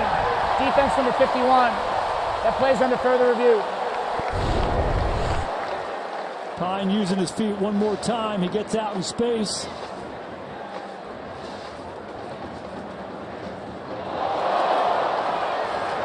You can't hit him in the head or neck area. And Anzalatis, I don't think he's necessarily late there, but I think it's the shoulder to the head and neck area that drew the flag and caused the targeting. Okay, Terry, what'd you see on this play? Yeah, Jason, this is definitely targeting. He takes aim for the purposes of attacking. He leads with his shoulder and head, and he makes forcible contact to a defensive player's head and neck area. This is targeting. It should be confirmed by replay fairly quickly. Terry, thank you. Still taking a look, and that pass was incomplete, so another huge penalty there on a 3rd down. In this part of the field, Jack, we saw that earlier. The offsides on the field goal gave Notre Dame new life down here that they cashed in on, and now they have the same opportunity. The Cal Bears make a stop on defense. They get off the field on 3rd down. The penalty gives the Irish new life.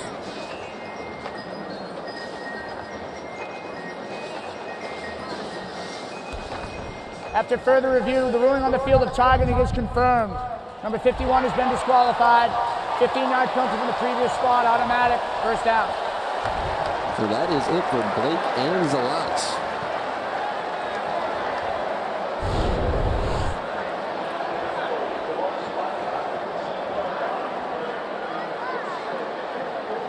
Again, it's that hit, forcible contact to the head or neck area. It's a good call.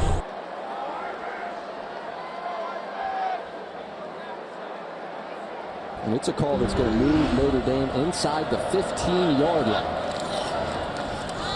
Ground game here. Estime once again. Look at Estime push that power forward. Down to the 6 he goes. And this is the team that Notre Dame felt like they could be.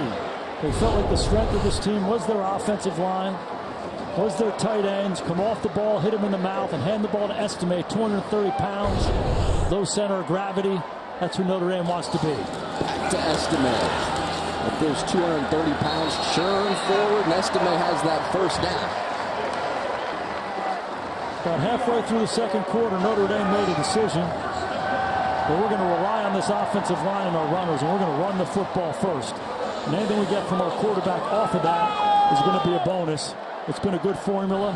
It's what's allowed them to change the momentum of this ball game. Simple football here, straight ahead with Estime, who's fighting for that goal line. I think they're going to mark him just shy and set up a 2nd and goal. Come off the ball, win the line of scrimmage. I once had a coach that used to say there are 8 laces on the ball. You got to win 5 of them. Notre Dame's winning 5 of them. When you watch it from the side, the green shirts are moving the white shirts. Here they go again. Right back up to the line. Back to Estime and in for the touchdown. Leaping for that goal line goes Estime.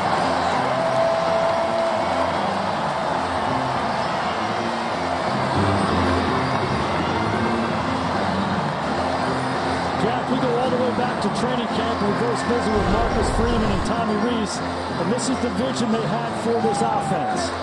Play to the offensive line, play to the tight ends, play to this physical running game. They haven't done a great job of that through the first few weeks of the season. Starting to come alive for them now.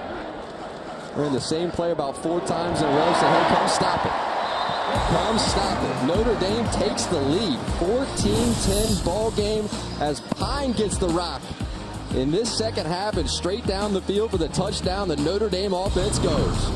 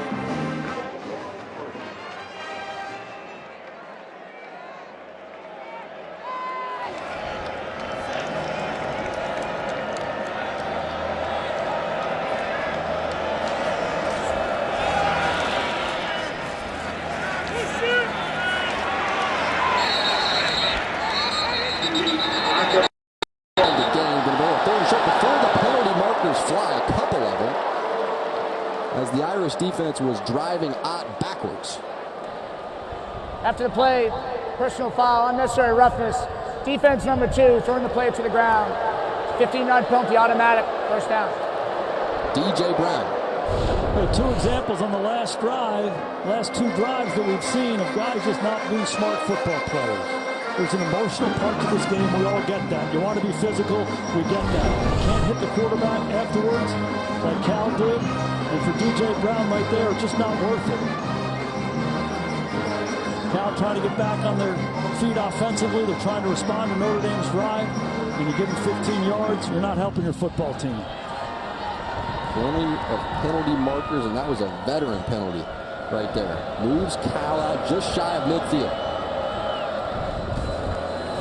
Here's Plummer looking left and sails it. Had Hunter over there, or so he thought. Can't find him. Good man-to-man coverage. Hunter, one of the best route runners that Cal has. Plummer's trying to get him on a glance route. Breaks back inside. You look at Clarence Lewis there. Clarence is typically a physical corner. This time he just simply plays underneath. Plummer high with the throw. Once again, Jay Knott split out wide.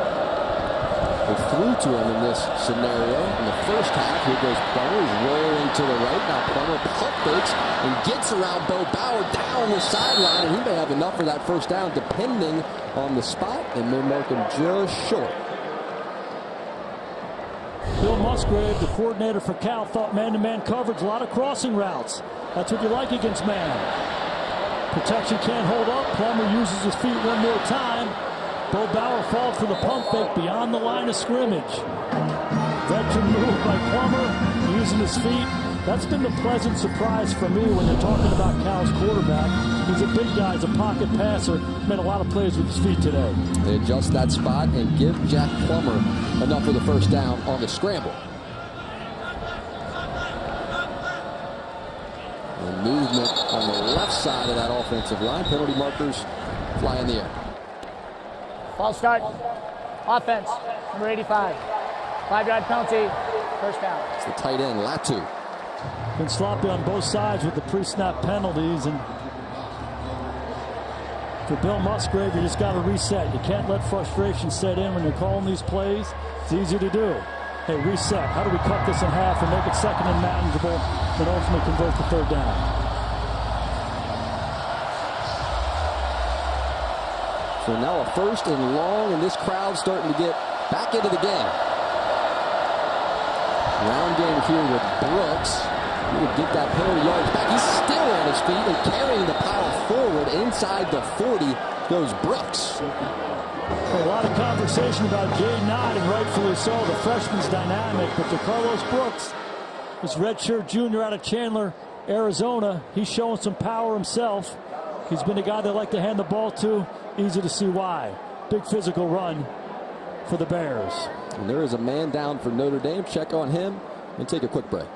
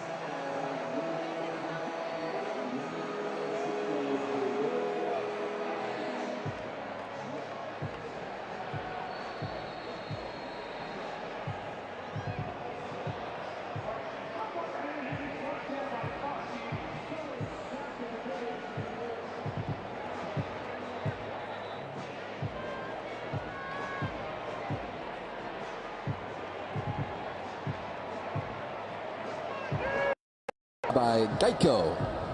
So look at the Golden Dome, and that was Foskey who was the player down. They're still working on Foskey, and he has been very active in this game. 4 pressures and just 13 rushes.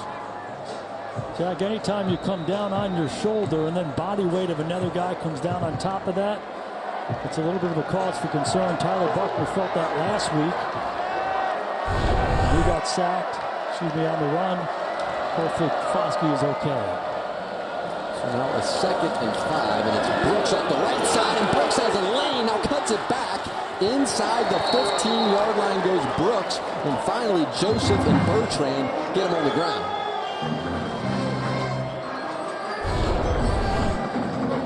Take a peek here, the right guard. We talked about these gap runs. Cal likes to pull their offensive lineman. Good example there, getting out into space with that pulling guard in front. Big run for the Bears. Gains 24, and they go right back to Brooks, and he bursts through the initial level of that defense. Goes to that first down, which he can gain down to the 1. Set up a 1st and goal. That's the old run it again. They run it again. They get back up on the ball. They're going fast here. Got Notre Dame on the heels.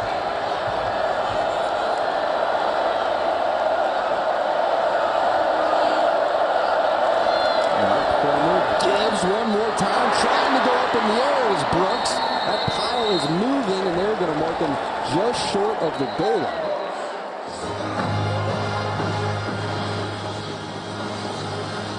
Three different run plays, but the theme is run it, run it, run it. Let's run it at this Notre Dame defense.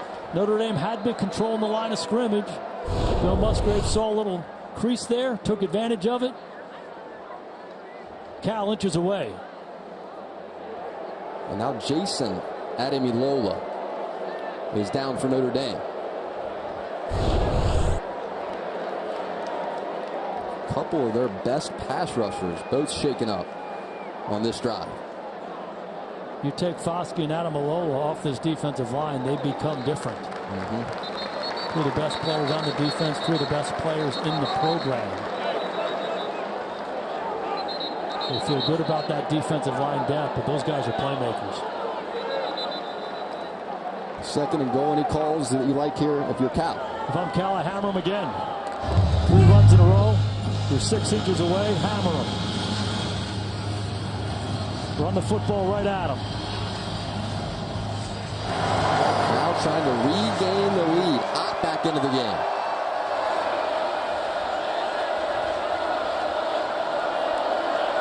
Now Plummer runs out to the right, so it's a wildcat for Ott. They snap it to him, and he is stopped immediately. In the backfield is Jacob Lacey.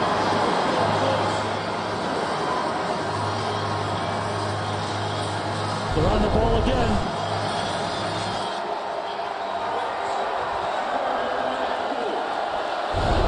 Straight back up to the line. Now 3rd and goal. Plummer going to try it himself. Can he get it across the goal line? That power move forward. Yes, touchdown Cal.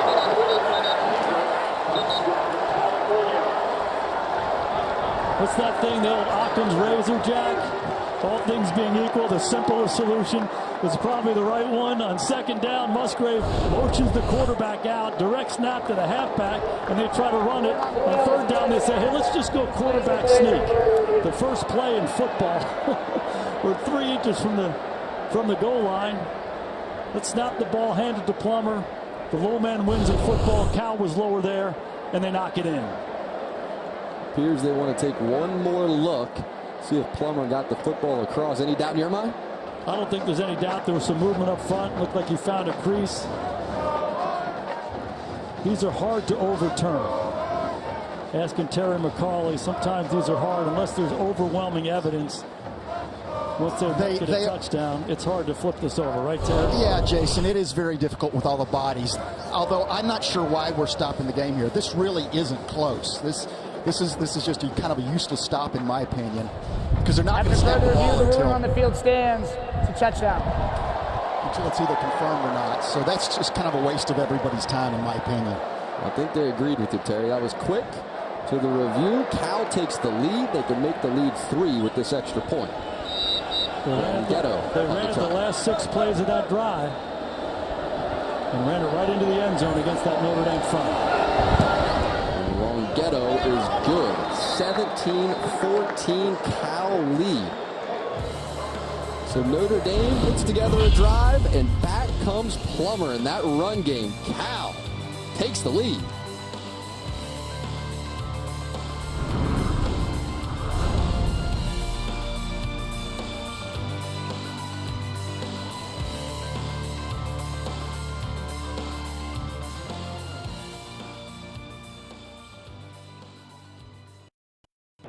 His research helps to improve the effectiveness of agriculture, employment, and migration programs designed to aid impoverished communities.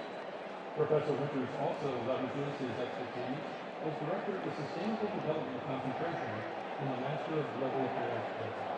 For more on our composition, check the today's program, searching who's going to win the Bronze Global Strategy, and today's 2022 Global Activity nominee.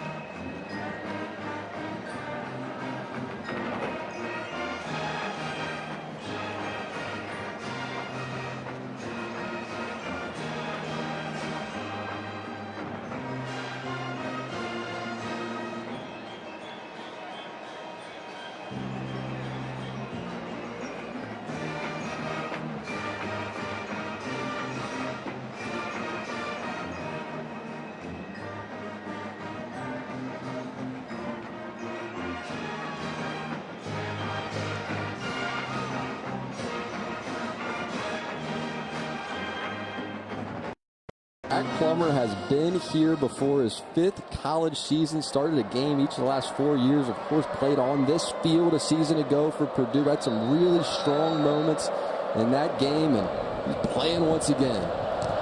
Cal Bears out in front, 17-14. It's time now for the Player on the Rise, brought to you by Hyundai. Let's talk about this Notre Dame offensive line. Gap scheme, pull. Coming off the ball, winning the line of scrimmage. Tyree finding holes in the middle of the defense. More straight run here. This is Estime. Green Church controlling it up front, both in the run game and in the pass game. Protection's been outstanding. And when they get down and close, let's hammer one more time. Give Harry Heastan, Notre Dame's offensive line coach. He's literally one of the best in the business. Great response this week. They played a heck of a lot better than they did last week. Here's Pine, gives right up the middle. Nice hole off the right side for Chris Tyree. And here they go, more of the same. Come off the ball, win the line of scrimmage. It's not complicated football. They're pulling the guard, they're pulling the backside tight end. They give it to Tyree. Tyree has really good patience getting behind the second puller and going north and south. Nice block out front by Jarrett Patterson. Back to Tyree, this time off the left side, and he is close and has that first down based on the spot. Jack, it looks like the sequence we just saw in the package. Run the gap run where you have pullers, then come back and run the direct run. It's about those guys winning the line of scrimmage up front. Notre Dame is bigger and stronger, and they're wearing this defensive line of Cal down, and there's Harry Heastan. He coached my buddy Zach Martin. Zach absolutely loves him. His history making players better, well documented. Yeah, you knew all about Harry Heastan long ago, coaching Zach.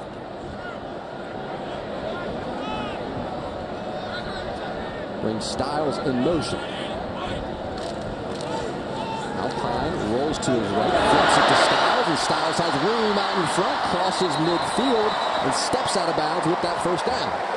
Love the mix by Tommy Rees, Notre Dame's offensive coordinator. Run it, run it, run it. They got to gear up for run. You come back and you run that naked. Drew Pine puts it in, pulls it out. He struggled with these throws early in the ball game. Nerves were getting him. Much better throw right on the chin of Styles. Styles is excellent run after catch. Still looking to get Mayer going. In the slot to the right of Pine.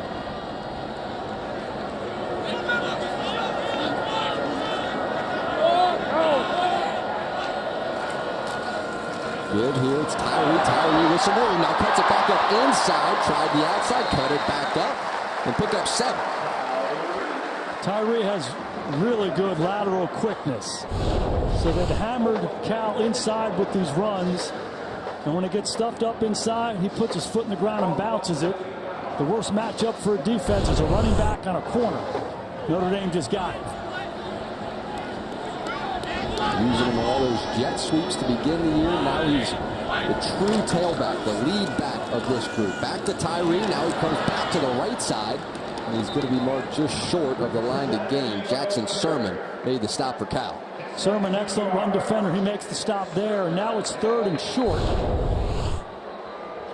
Looks like we have a player down, but definitely 4-down territory for the Irish here, right on the fringe of field goal range.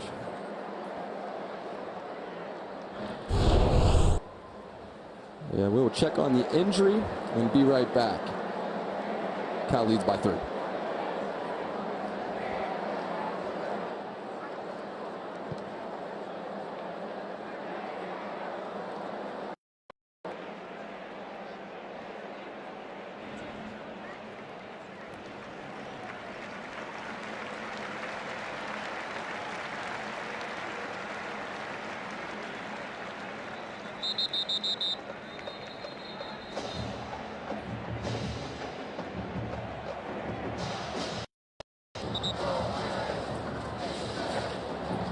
One of the best pass rushers for the Bears, that's Xavier Carlton.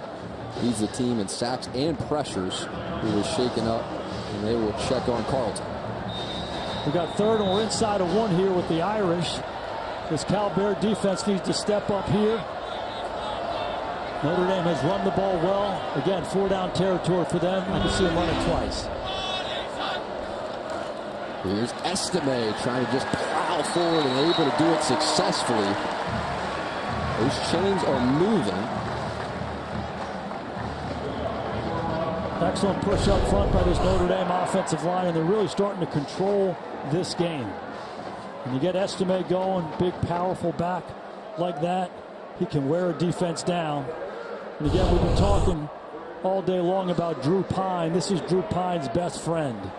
Offensive line coming off the ball, handed to the runners. You become a complimentary player. And the best mix of speed and power coming out of the backfield as well. Here's Pine, swing it out. Tyree once again. Now Tyree in space, and he is escorted out of bounds. That's Hearns over there to stop it.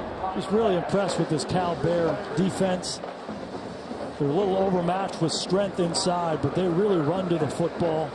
Peter Sermon, their defensive coordinator, Justin Wilcox, a defensive background. They play defense the right way. They're fast to the ball. They tackle the right way. Just 50 ticks remain in this third quarter.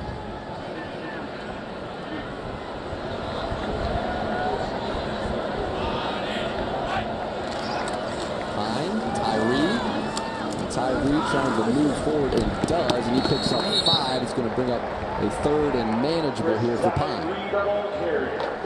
What happens when you run the ball and you go high percentage, you get yourself into some of these third down situations. Time and time again, you have to convert. The best offenses make first downs on first and second down. But this has been a good formula for Notre Dame. It's allowed them to quiet the game down and really control the game as we go to the fourth quarter here. Going to let this clock wind down and flip to the other side of the field.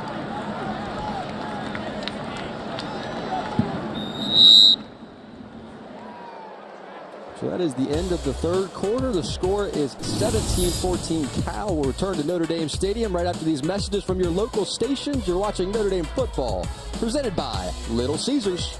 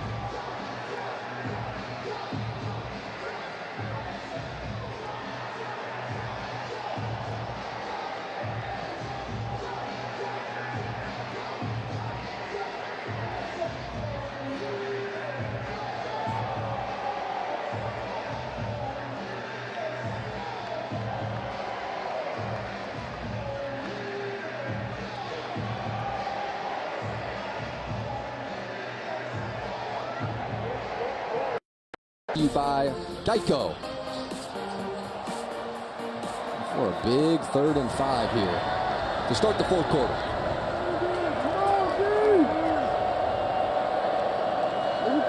Estime, the tailback. Mayer, slot left. Here's Pine taking his time. Protection's good. Down the middle, Pine goes. That pass is bobbled and then eventually falls incomplete. Braden Lindsey had an opportunity for it. Irby back there in coverage. Lindsey aligns on the right-hand side and runs a post. The protection again is good. Drew Pine throws the ball in the middle of the defense. He's a little bit behind with the throw. Lindsey trying to keep it alive. Now it's Groupie's turn.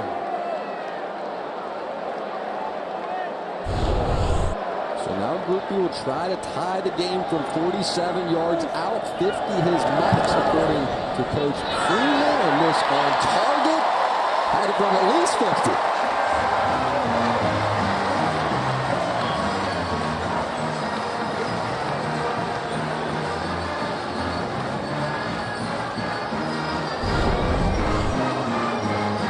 Groupie's been outstanding all year long. The operation is clean. Snap, hold, kick. And never a down.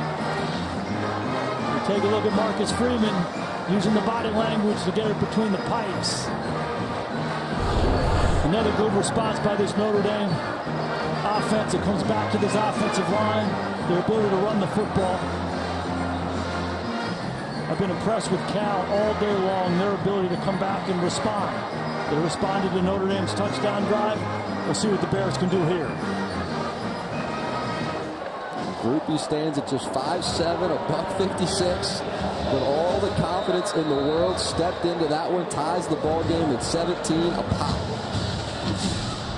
Take a look at Bill Musgrave, visiting with Jack Plummer, talking through what the next drive is going to be. Get your eyes forward. Content to let this go for a touchback. So what do you like offensively so far on the part of Cal? If you're Plummer, you're this offense. Musgrave, what are you going back to when you need it most? Well, one of the big questions for Notre Dame is the health of their defensive line. Foskey was out. Jason Adamalola was out on that last drive. Cal responded by running the football in the red zone 6 straight times, and Plummer scored on the quarterback sneak. So a little bit thin on that defensive line. I see a mix of run and pass. That's when they're at their best.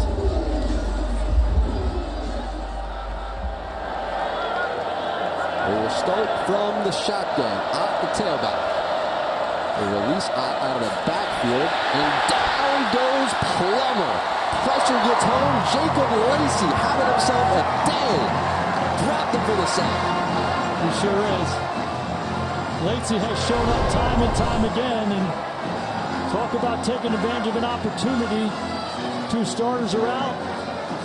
This Cal Bear offensive line has struggled with this inside spin move. We saw from Adam Arola early. Lacey cues it up. This is not the game that Cal wants to be in.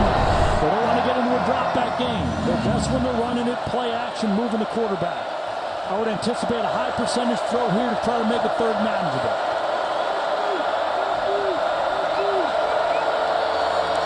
Here's Plummer, empty set, lofts it down the sideline. Nice coverage over there, but a penalty marker comes out late. Have Morrison over there in coverage, the true freshman. Anderson, the intended target, and a penalty marker flies.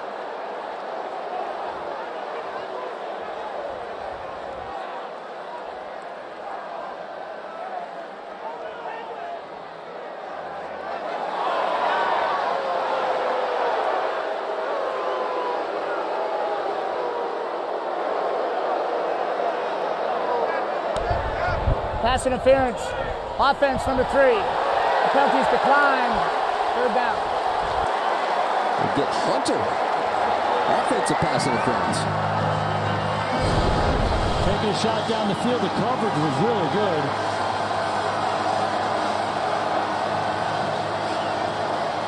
I don't know about that one. A little pick play working underneath right there. You see 3 who's getting into Leofau. Good decline. Cal needs to be smart here. 3rd and very long. Just give it to Ott. Try to make a little of that yardage back and just gets 3, and it's going to bring out the punt group. It's a good call by Bill Musgrave right there when 3rd and extra long like that in this kind of a game, the way your defense has played for most of the game. Don't do something stupid there. Run the ball, punt, and play to your defense. Put it back on Drew Pine's lap. See if your defense can get off the field and give your offense another opportunity as we go in this 4th quarter. So Sheehan on the boot. And it's Brandon Joseph back deep to receive. That clock down all the way down, and now gets off a good punt that's drifting to the 34-yard line, and the fair catch called right there on that spot. It's 17-17, 4th quarter.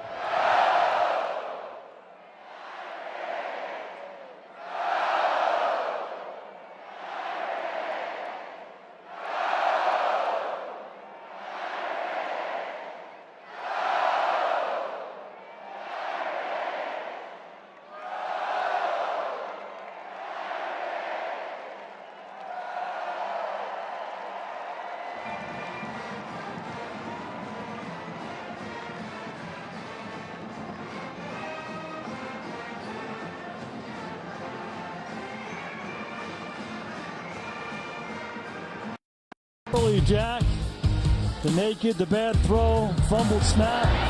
But then as this game has gone on, he started to make some plays. He's made some plays with his feet, more and more comfortable in the pocket. The big throw to Tyree got him started. But let's give this offensive line and this running game some credit. They've really taken charge of this game since midway through the 2nd quarter and made this environment a lot easier to do Pine. Here's Estime up the middle. He is flipped head over heels for a gain of 3. And you think about Michael Mayer. Last week, 8 catches, 103 and a touchdown. In this game, just 1 catch for 4 yards. And Mayer is their best player on offense. He's a surefire first-round pick in the NFL next year. He's a complete tight end. This guy's going to be a fantastic player for a long time, and they love to get him the ball. Hasn't happened today. There were some opportunities early. I would see him being a target as this game winds down. And Tyree in motion. A couple running backs in the game. Fakes now, rolls and flips it to Tyree. Now Chris Tyree loses his footing, but not before he picks up that first down. This has been a good play for Notre Dame all day long. Some missed opportunities early, executing it better as the game goes on. And it's a movement, a naked, off of a run look. The same way they're running the ball, they're simply asking Pine to pull it. And no better guy than Tyree to get the ball to in space. 19 touches for Chris Tyree. Career high for him. We're kidding about getting him involved. Here goes Estime right up the middle of the defense for a pickup of 4. And these are these gap runs that we talk about. They wear a defense down. Puller. Estimate, get in behind them. It's a way to cut the defense. Create a hole in the middle of that defense, and then you bring 230 pounds north and south downhill. Hard to stop.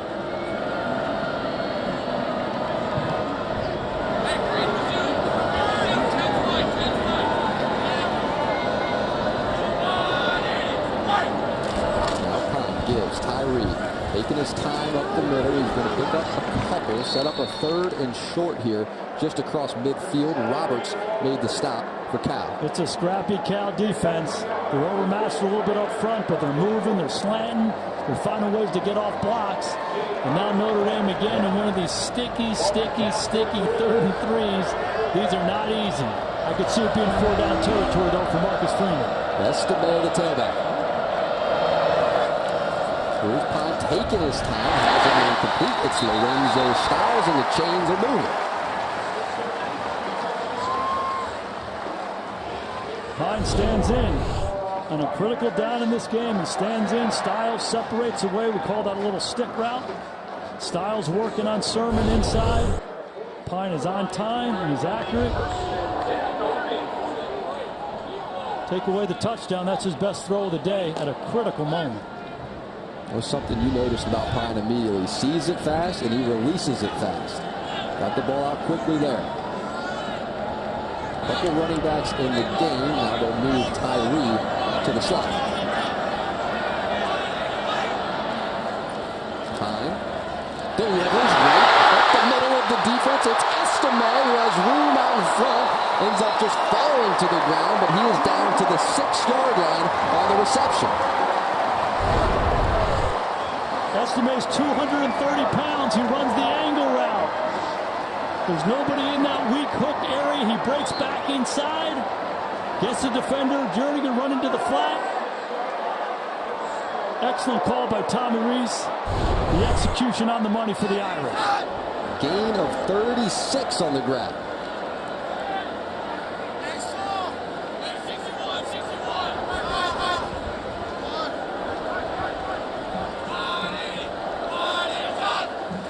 Here's Pine, scans, pressure on his face, delivers, touchdown, Michael Mayer. Notre Dame takes the lead.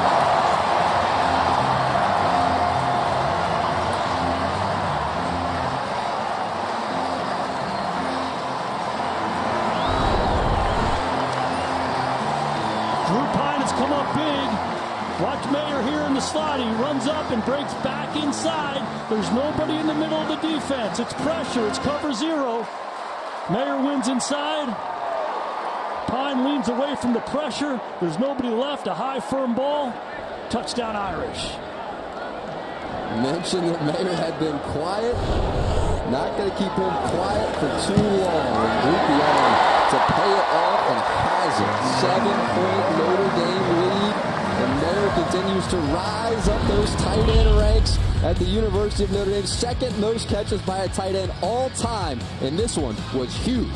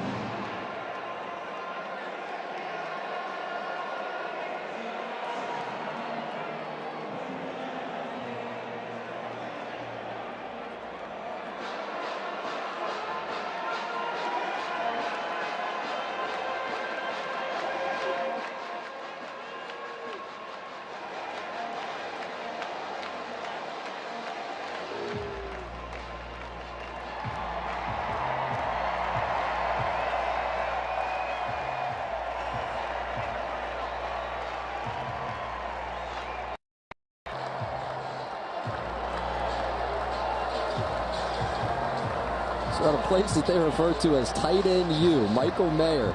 Now tied for the second most catches by a tight end with Ken McAfee. So we got to run down Tyler Eifert, and keep in mind that he lives with Griffin Eifert and considers Tyler Eifert to be one of his greatest mentors as he's gone through this process at Notre Dame. A lot of good names on that list. Rudolph Fasano, been tight end U for a long time. And Anderson lets this kick drift over his head, and back to the touchdown we go. Cal is not a big pressure team, but they like to pressure down here in the red zone. Okay, there's pressure all over the place, and watch Estime. He's a runner. He steps up into that A-gap. Just does enough to keep the linebacker off of Drew Pine. Give Drew Pine credit standing in. He's 5'11", standing in and throwing a strike to his big tight end. What a response by the Irish. And the parents are loving it. Saw his hand hit right as he tried to release it and delivers a strike. Now back to Plummer. Down 7. Off his back foot, just fires this football well down the field, and a penalty marker flies late out of the secondary. Pass interference. Defense number 5. Automatic first down. Going to get Cam Hart. Notre Dame playing man-to-man coverage.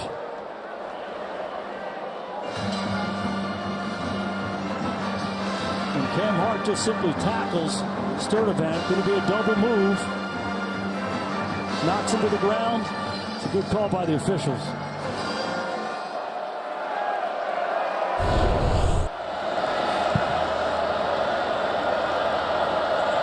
The big moments of this game as a result of penalties. Another one here. Now Plummer standing tall in the pocket, trying to go back to Sturdivant. He can't get enough on the throw. Let Maris Leofau in his face, forcing the pressure. Hey, linebacker heat right here. Here they go. They bring him. Plummer's a big guy in the pocket. He stands in there.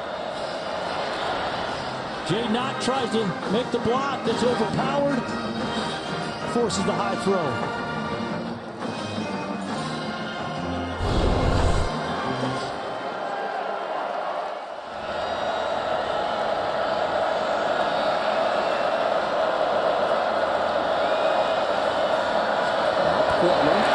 Pressured again, steps up and through, and he's going to scramble. There is space out in front. Plummer still going down the sideline, and down to the 40 he will go inside Notre Dame territory.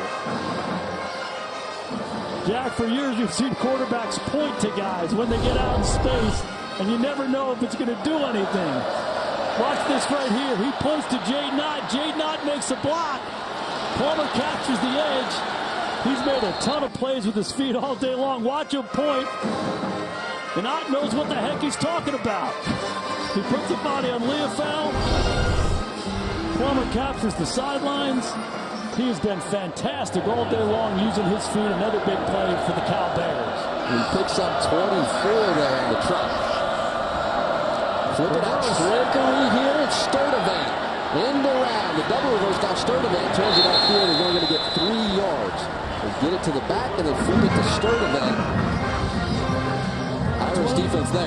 That's one of those plays. Bill Musgrave, the offensive coordinator for Cal, he's got circled. Hey, when I get to this fringe area of the field after a big play, I'm dialing it up. Sometimes you can make a big play and then come right back. Catch the Notre Dame defense, chasing the ball. Good discipline on the back end by the Irish. This time it's Ott. Tries that left side, and there is nothing there. Interior of that Notre Dame defense stands tall. Had Howard cross there, getting some push. They sure do. And now we're getting to that sticky area of the field. 38-yard line. It's third down. Cal can't go backwards here. Wouldn't be surprised to see some pressure from Notre Dame to try to get him out of field goal range. 3rd and 8. You see Foskey comes back into the game. Fires. He's looking for Sturdivant again and cannot find it. Tariq Bracy, who has been tremendous all season long, step for step in coverage. I said pressure. They went four-man rush, and they just guarded him. Gracie, one of their best defenders. Turdevant breaks inside on the slant route. A lot of green shirts in there. Plummer just needed to put the ball a little bit more on Turdevant right there. Got a 4th and 8. Got to go for it here. I like the decision by Wilcox. Looks like a four-man rush.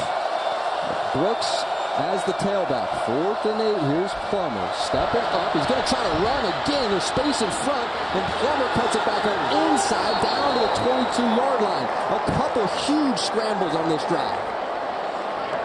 By far the biggest story for the Cal Bear offense has been Jack Plummer's ability to use his feet to make big plays. Time and time again, when he sees the Notre Dame defense in man coverage, he's finding ways to break the line of scrimmage.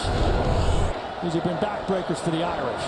There's DeCarlos Brooks leading the way with a nice block. This time just sails the throw. Looking for Brooks in the passing game and cannot connect. Sometimes when you're a quarterback like Plummer and you're running it, and you're running it again, and you're running it a third time on a drive, you simply get tired. He's got a flat route right there, and he throws the ball over his receiver's head, just trying to take a breath. A huge 4th down pickup with his feet, giving the Cal Bears an opportunity to stay in this drive and tie this ball game late in the 4th quarter. That was Plummer's 4th scramble for 10-plus yards today alone. Not known to be a runner like that, but going to it when he needs to. Now Plummer looking left, and that is broken up. Clarence Lewis all over it. Hey, Cal goes to a four-man look. There's 3 receivers on the right. They motion the back to the right. There's a single receiver on the backside. Good job with Plummer's eyes. They throw a slant on the backside. It's man-to-man with a third of the field all by yourself. It's good defense by Lewis.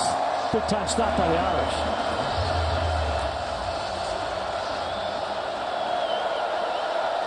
Third and 10. Empty look here. Now they bring Brooks into the backfield. Here's Plummer.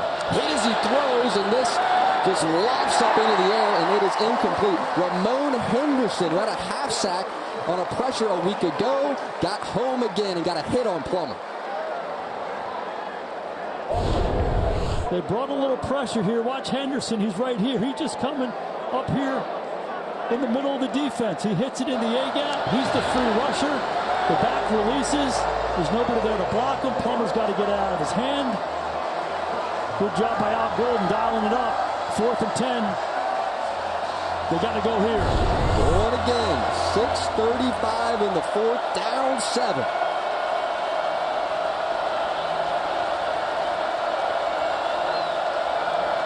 Here's Plummer trying to step up and through and cannot. Goes down. Isaiah Foskey back into the game and gets the sack.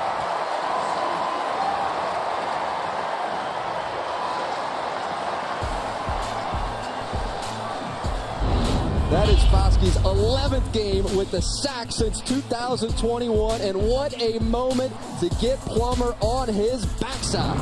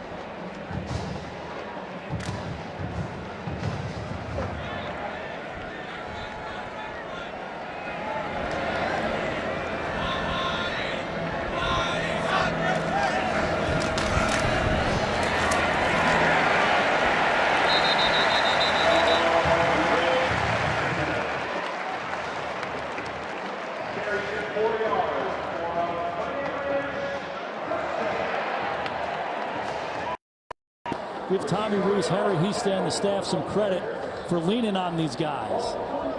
They're bigger and stronger than the Cal front, and they've taken this game over, and it gives this offense so much confidence. I keep using that expression, quiet the game down. It's quieted the game down. Not as loud for Drew Pine, the quarterback, and now he can execute and run plays that he needs to. It's been the story of the game for the Irish on offense. Reed checks back in, and he gets the football. Give him 3. And one thing you'll notice is they're repeating the runs. You're going to see the same runs over and over again. That straight run where there's double teams at the point of attack. You see those gap runs that they've been using, and it's been wearing the Cal Bears defense down. Notre Dame with the lead with the ball, under 5 to play in the 4th.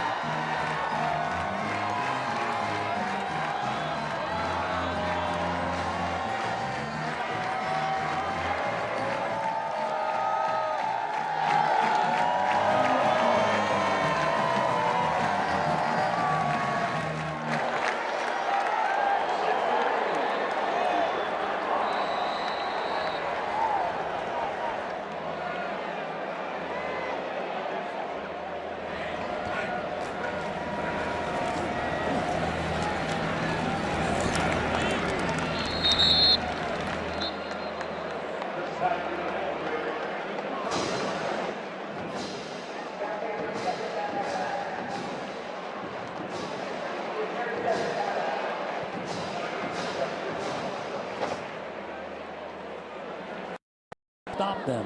They've gotten worn down. So if you're Justin Wilcox, it's not some analytics that says, hey, this much time left, here's the score. He's watching the game, he's feeling the game.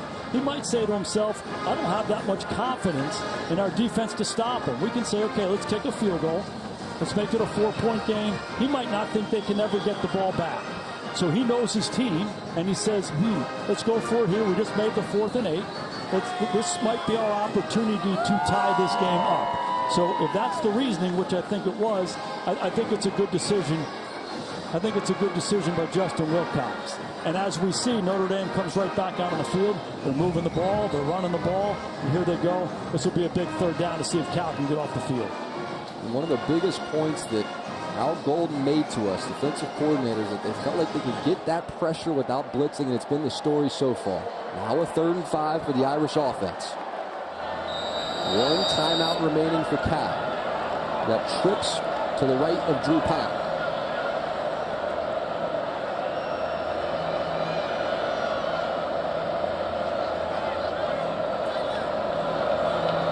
Estime into the backfield.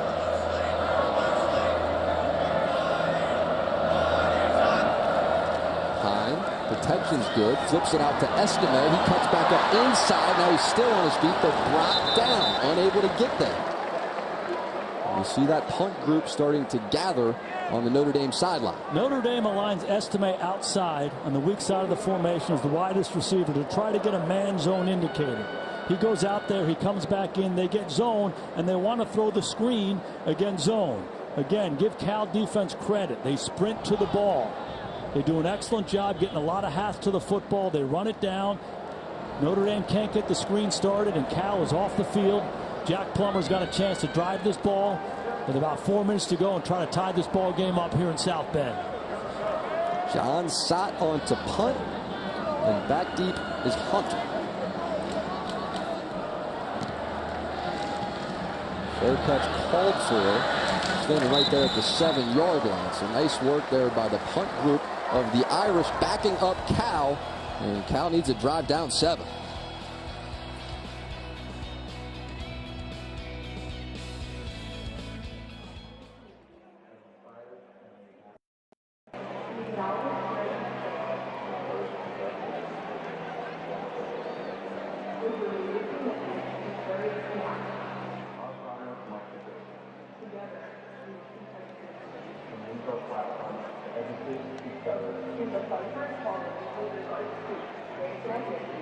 Gender, sexuality, spirituality, citizenship,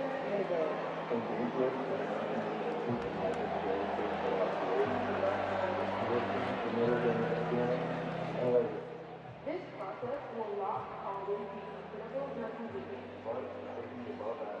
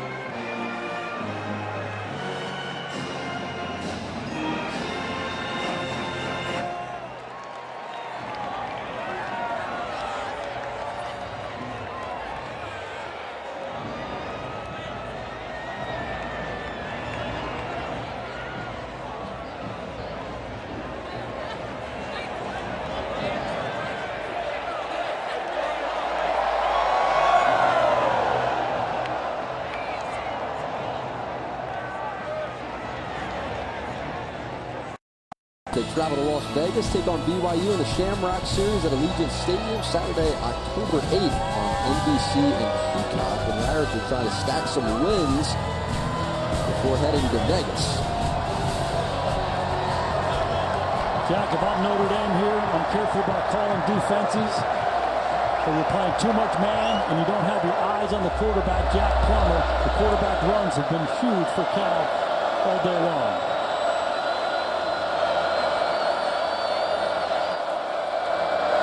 Play action.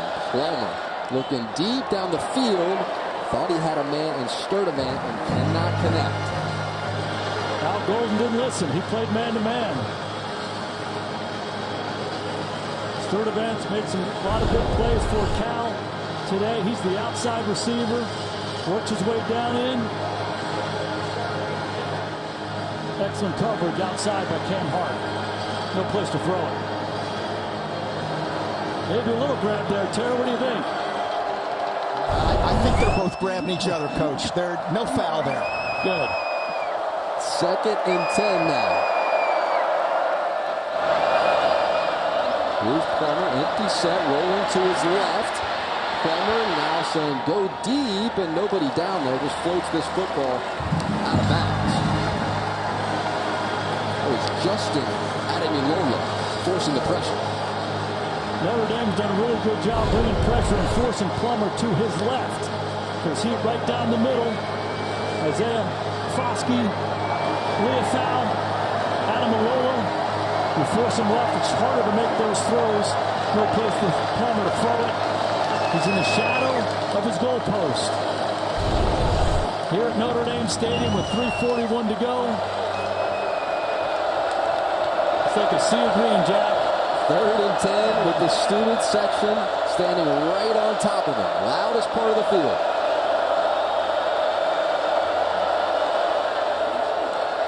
Here's Plummer, and Plummer is met immediately in the backfield. It's Jason Ademilola. Back to the 1-yard line. Love the call by Al Golden there. It wasn't going to be man-to-man, it was going to be zone. Let's let these 4 down guys rush. Fantastic get-off by this Notre Dame defensive line. They won the line of scrimmage there. Ademilola is explosive. The Ademilola brothers had a meeting at the quarterback. The biggest play for the Notre Dame defense all day long. The Twins took over. Well, Jamison Sheehan from deep in his own end zone gets the punt away. Here is Joseph, who steps underneath of it, now takes his time and gets it to the 42-yard line. Now just 1 timeout remaining. So if you are Coach Freeman, what is running through your mind? You know the way that this game started, got gritty from there. Now you have the lead with 2:44 remaining. He made a big emphasis to his team. We talk a lot about finish. It's about play 1, then play 2. Start fast, play well in the middle, and then you got to finish. Now it's finish time. Okay, you're up a touchdown, 2:44 to go. They have 1 timeout. We call this 4-minute. They're going to run the football, force Cal to use the timeout. They can't run out of bounds. They can't throw the ball and get an incompletion. They just got to bleed this clock down. They got to handle the mechanics of this game the right way.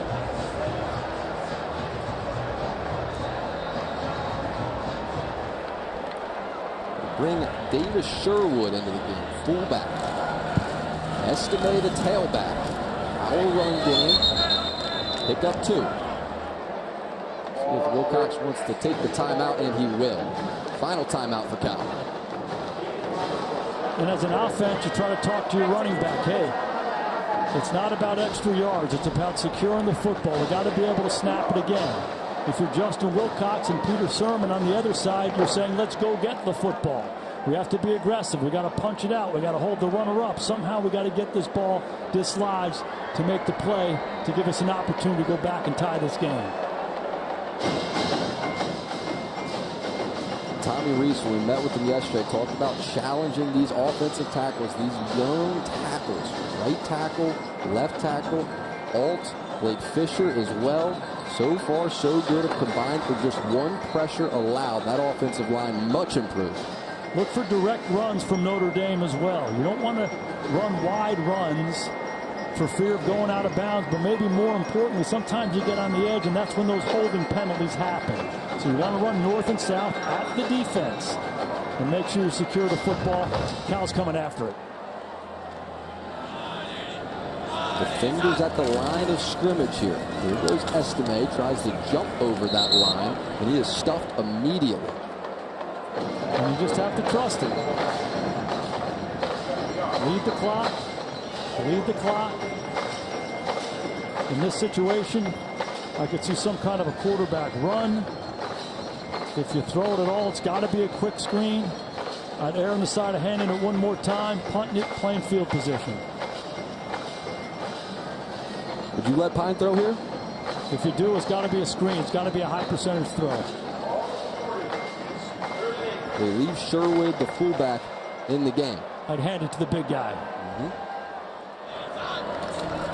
Give does go to Estime, and there is nothing there. So Roberts, who made the stop. So tick, tick, tick. 37 more ticks can come off the clock. Jack, the other piece of this thing, it's a 7-point game, 24-17. It's not like Cal needs a field goal to tie. Okay, so you put your punter out there. It's been fantastic. Controlling field position all day long. You punt the ball back there. You put Cal in that situation again where Plummer's in the shadow of his own goalpost. He's got to go the length of the field with no timeouts. It's the right way to play it. Looks like Freeman will let clock wind all the way down and then use the first timeout of this second half.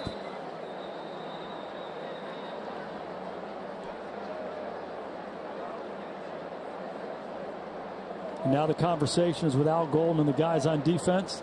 Understand the situation that you're in. You can't allow this Cal offense to make big plays, force them to throw the ball underneath and bleed the clock. And on the other side, if you're Bill Musgrave, you're talking to Plummer. Offense. It's a 5-yard penalty, 4th down. So they will take that delay of game and give John Sott, the punter, a little more room to work with. Bill Musgrave rehearsing the 2-minute menu with his guys, talking to Plummer about what he likes in these situations, how they handle it. They got to make some chunks when they get the ball back. Hunter back deep for Cal. They're coming after it. Yep. Sure looks like it. Punt is away, and the punt is going to head into the end zone. So a break for Cal there. And they'll start from the 25 with a buck. 1 minute and 3 seconds remaining on that clock. 1:03. And it's a good decision by Justin Wilcox to come after, because if you don't get it, the byproduct is he has to rush the punt, less likely to pin you back there. So 1:03 to go. You're down a touch. You got no timeouts. Remember, in college football, as we all know, when you make a first down, the clock is going to stop momentarily to get it reset. You have to use that. The worst plays you can make for Cal are those short incompletions where you're not making a lot of yards, or the quarterback runs, unless they're big, where that clock bleeds. The star power on that defensive front has been getting after Plummer. Foskey, Ademilolas as well. Here's Plummer, drops, and that is a high throw and intercepted. Picked off. Right there, Clarence Lewis, who has been so much better this season, trying to put this game away. And Jack, you said it. It starts with what's happening up front. This Notre Dame defensive line has come alive here in the second half and made a very uncomfortable environment for Jack Plummer. And you see it right here. They play zone. It's a 4-man rush. Plummer feels the green jerseys all around him. By the defense. Plays under further review to look at potential targeting. And they play zone. The Notre Dame secondary has their eyes on Plummer. The ball comes out. Throws it right to Clarence Lewis. He's been big for the Irish all day long. But they're going to see if this is targeting right here, and that was J.D. Bertrand, who took a shot on Ott. And Jack, that is textbook targeting. They're going to review that. I'm going to speak for Terry on that one. That's going on the targeting clinic reel, right, Terry? It appears that way to me too, Jason. Yeah, he leads with the head. He's a defensive player, makes forcible contact to head neck area. This sure looks like targeting. And as we look at it, it appears to occur before the interception, which means it's going to be a 15-yard penalty from the previous spot if they do indeed add targeting here. Cal keeps the ball. Wow.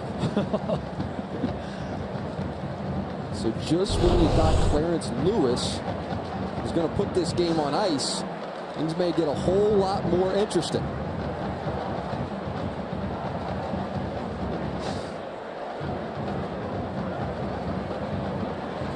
I think it's pretty clear, Terry, that it is targeting, and the targeting happened before the ball was caught for the interception. Most definitely, Jason.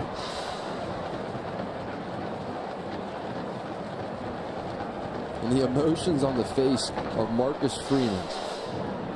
Thought for about 10 seconds everything was looking good. Finally inside Notre Dame Stadium, Gonna have to wait a little longer. 56 on the clock. After further review, before the interception, personal foul, targeting the defenseless receiver, defense number 27.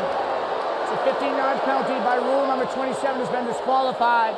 It'll be Cal football, 15 yards from the previous spot, first down. It's the right call. There's no doubt it's the right call. It's why they have targeting in. Forcible contact to the head neck area, and it happened before the catch. It's the right call. It gives the Cal Bears new life. Big thing for Notre Dame here is you just got to reset. You simply got to reset, forget the last play.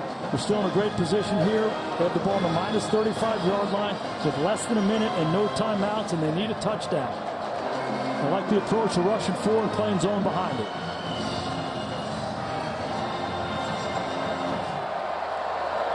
New life now for Jack Plummer. Plummer standing tall, has a man, and that is complete. It's Hunter, and Hunter still spinning forward across midfield he goes.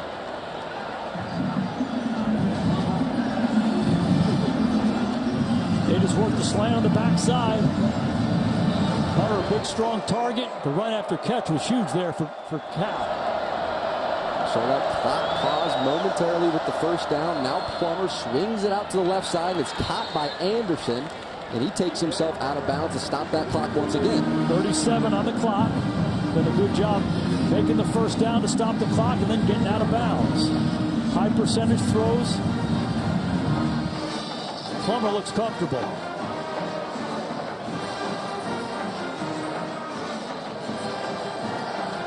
So now a 2nd and 5.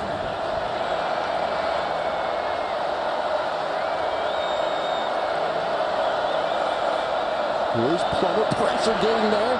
Foskey was in his face, gets it out incomplete anyway. It's Jaden Ott, and Ott has that first down, so that clock pauses at 30. What a fantastic play by Plummer. Free rusher in his face. He finds Ott. They make the first down. It pauses. They're going to restart it here in a second. Here they go. So now Plummer out to the right side, and that is complete once again. Directly back to Ott, and he's able to get out of bounds. And for Al Golden in this Notre Dame defense, sometimes you're going to get a little antsy here. We got to do something. Hey, reset. 22 seconds to go. They have the ball on the 29-yard line. They have no timeouts. They got to score a touchdown. Force them to throw the ball underneath you. Been good by Plummer, just simply moving the ball and giving his team a chance. At some point, he'll take a shot.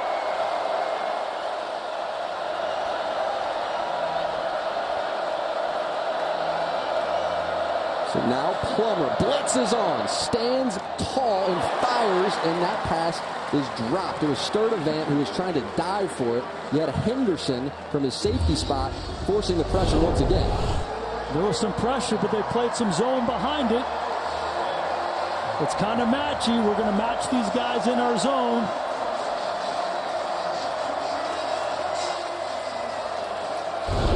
Be aware of the situation. 18 seconds.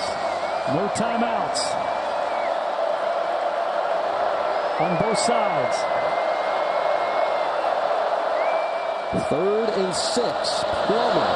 And Plummer goes down. Football is out. Ball is loose, and it's scooped up by the Irish. Here goes Tariq Bracy down the sideline. Bracy still on his feet. Nobody's going to catch him. Touchdown, Notre Dame.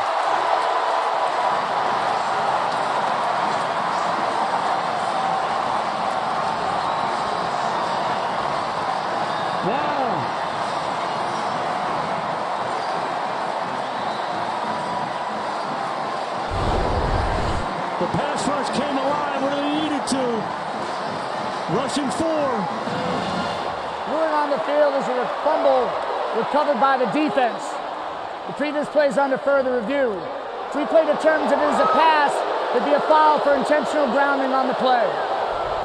That was Justin Ademilola. In his face was the knee down. His knee is down, and he still has the ball.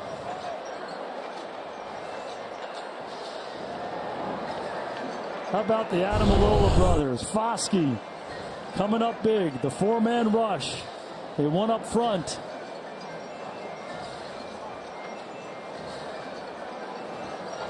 So, Terry, what specifically are they taking a look at here?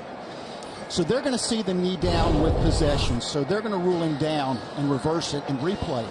Replay is going to reset the clock to the point at which the knee was down. At that point, it becomes a 10-second runoff because he's down in bounds. So whatever the clock was when his knee was down, they're going to subtract 10 seconds at that point and then start the clock on the ready for play. And the big thing for Cal in that situation is starting the clock on ready for play. So they have to get on the line of scrimmage and be ready to roll once the thing sorts itself out.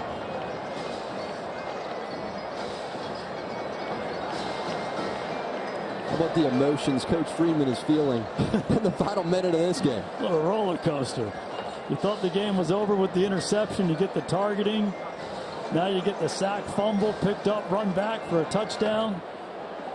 Quarterback determined that he's down. You got to play defense one more snap. All comes with the dinner.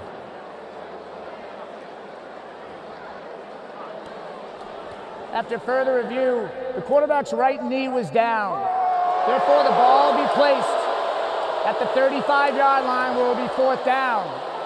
Since the game clock would have continued running, we're going to reset the game clock to 15 seconds, and we're going to take away 10 seconds. So please set the game clock to 5 seconds. It'll start on my signal.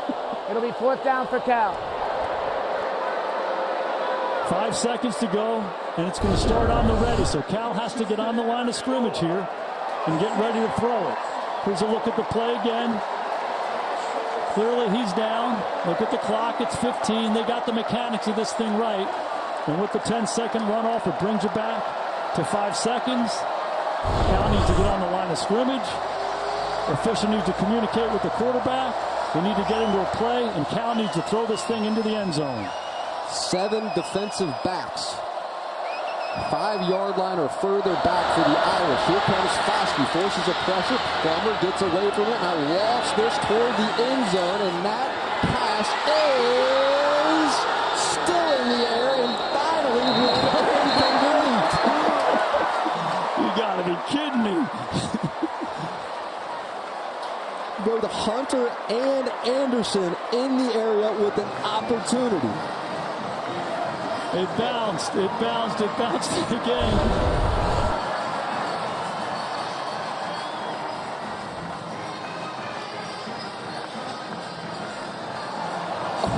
Oh my God. Wow, what a finish. A fitting finish to an unbelievable day here in South Bend. That was the only way this game could end. Opportunity there, too. You teach your defense to get up there and somehow knock the ball down. They're all in position. They kept it alive. What a finish. And win number 1 for Marcus Freeman, standing by with Zora. Coach, how much is your heart beating after that one? We find a way to just keep it close. I'm proud of our guys for finishing. There's a lot of teaching, and there's a lot of plays that we got to learn from, but we're going to savor this victory. This is not just the program's first win this season. This is your first win as the head coach of this historic university. Why is this a moment worth remembering for a long time? Well, I love these kids and I love this place, and this is for this place. This is for the University of Notre Dame. This is for these kids that just worked their tails off, and I'm so happy for them and proud of them. This is going to be one of many to come. At the half, you told me that your guys just need to go play football, stop worrying about making mistakes. What kind of football did they play in the 3rd and 4th quarter? You know what I saw, it seemed like they let loose a little bit more. You know, that's what we got to do. We got to understand that we're a really good football team. We're a really good place. We got to go play that way, and I like, for the most part, what we saw. What about the defense in crunch time? You mentioned it, talking about finishing. Yeah, they did a great job, and we found a way to get it to a last play of the game, but we finished. Congrats on the first win, Coach. Thank you. Well, Coach, Zora, thank you very much. And it was very cool to talk with Coach yesterday. He was the exact same guy. Long, difficult week, as difficult as it gets. But he was that exact same guy. The question at the outset, Jack, was they going to stand up and fight? And they sure did today. Credit to Marcus Freeman. And for a full breakdown, Marcus Freeman's post-game press conference and more, don't miss the Notre Dame post-game show coming up on Peacock, up next on NBC, except on the West Coast. It's your local news. For Jason Garrett, Zora Stevenson, our entire crew, I'm Jack Collins. We're saying thanks for watching Notre Dame football.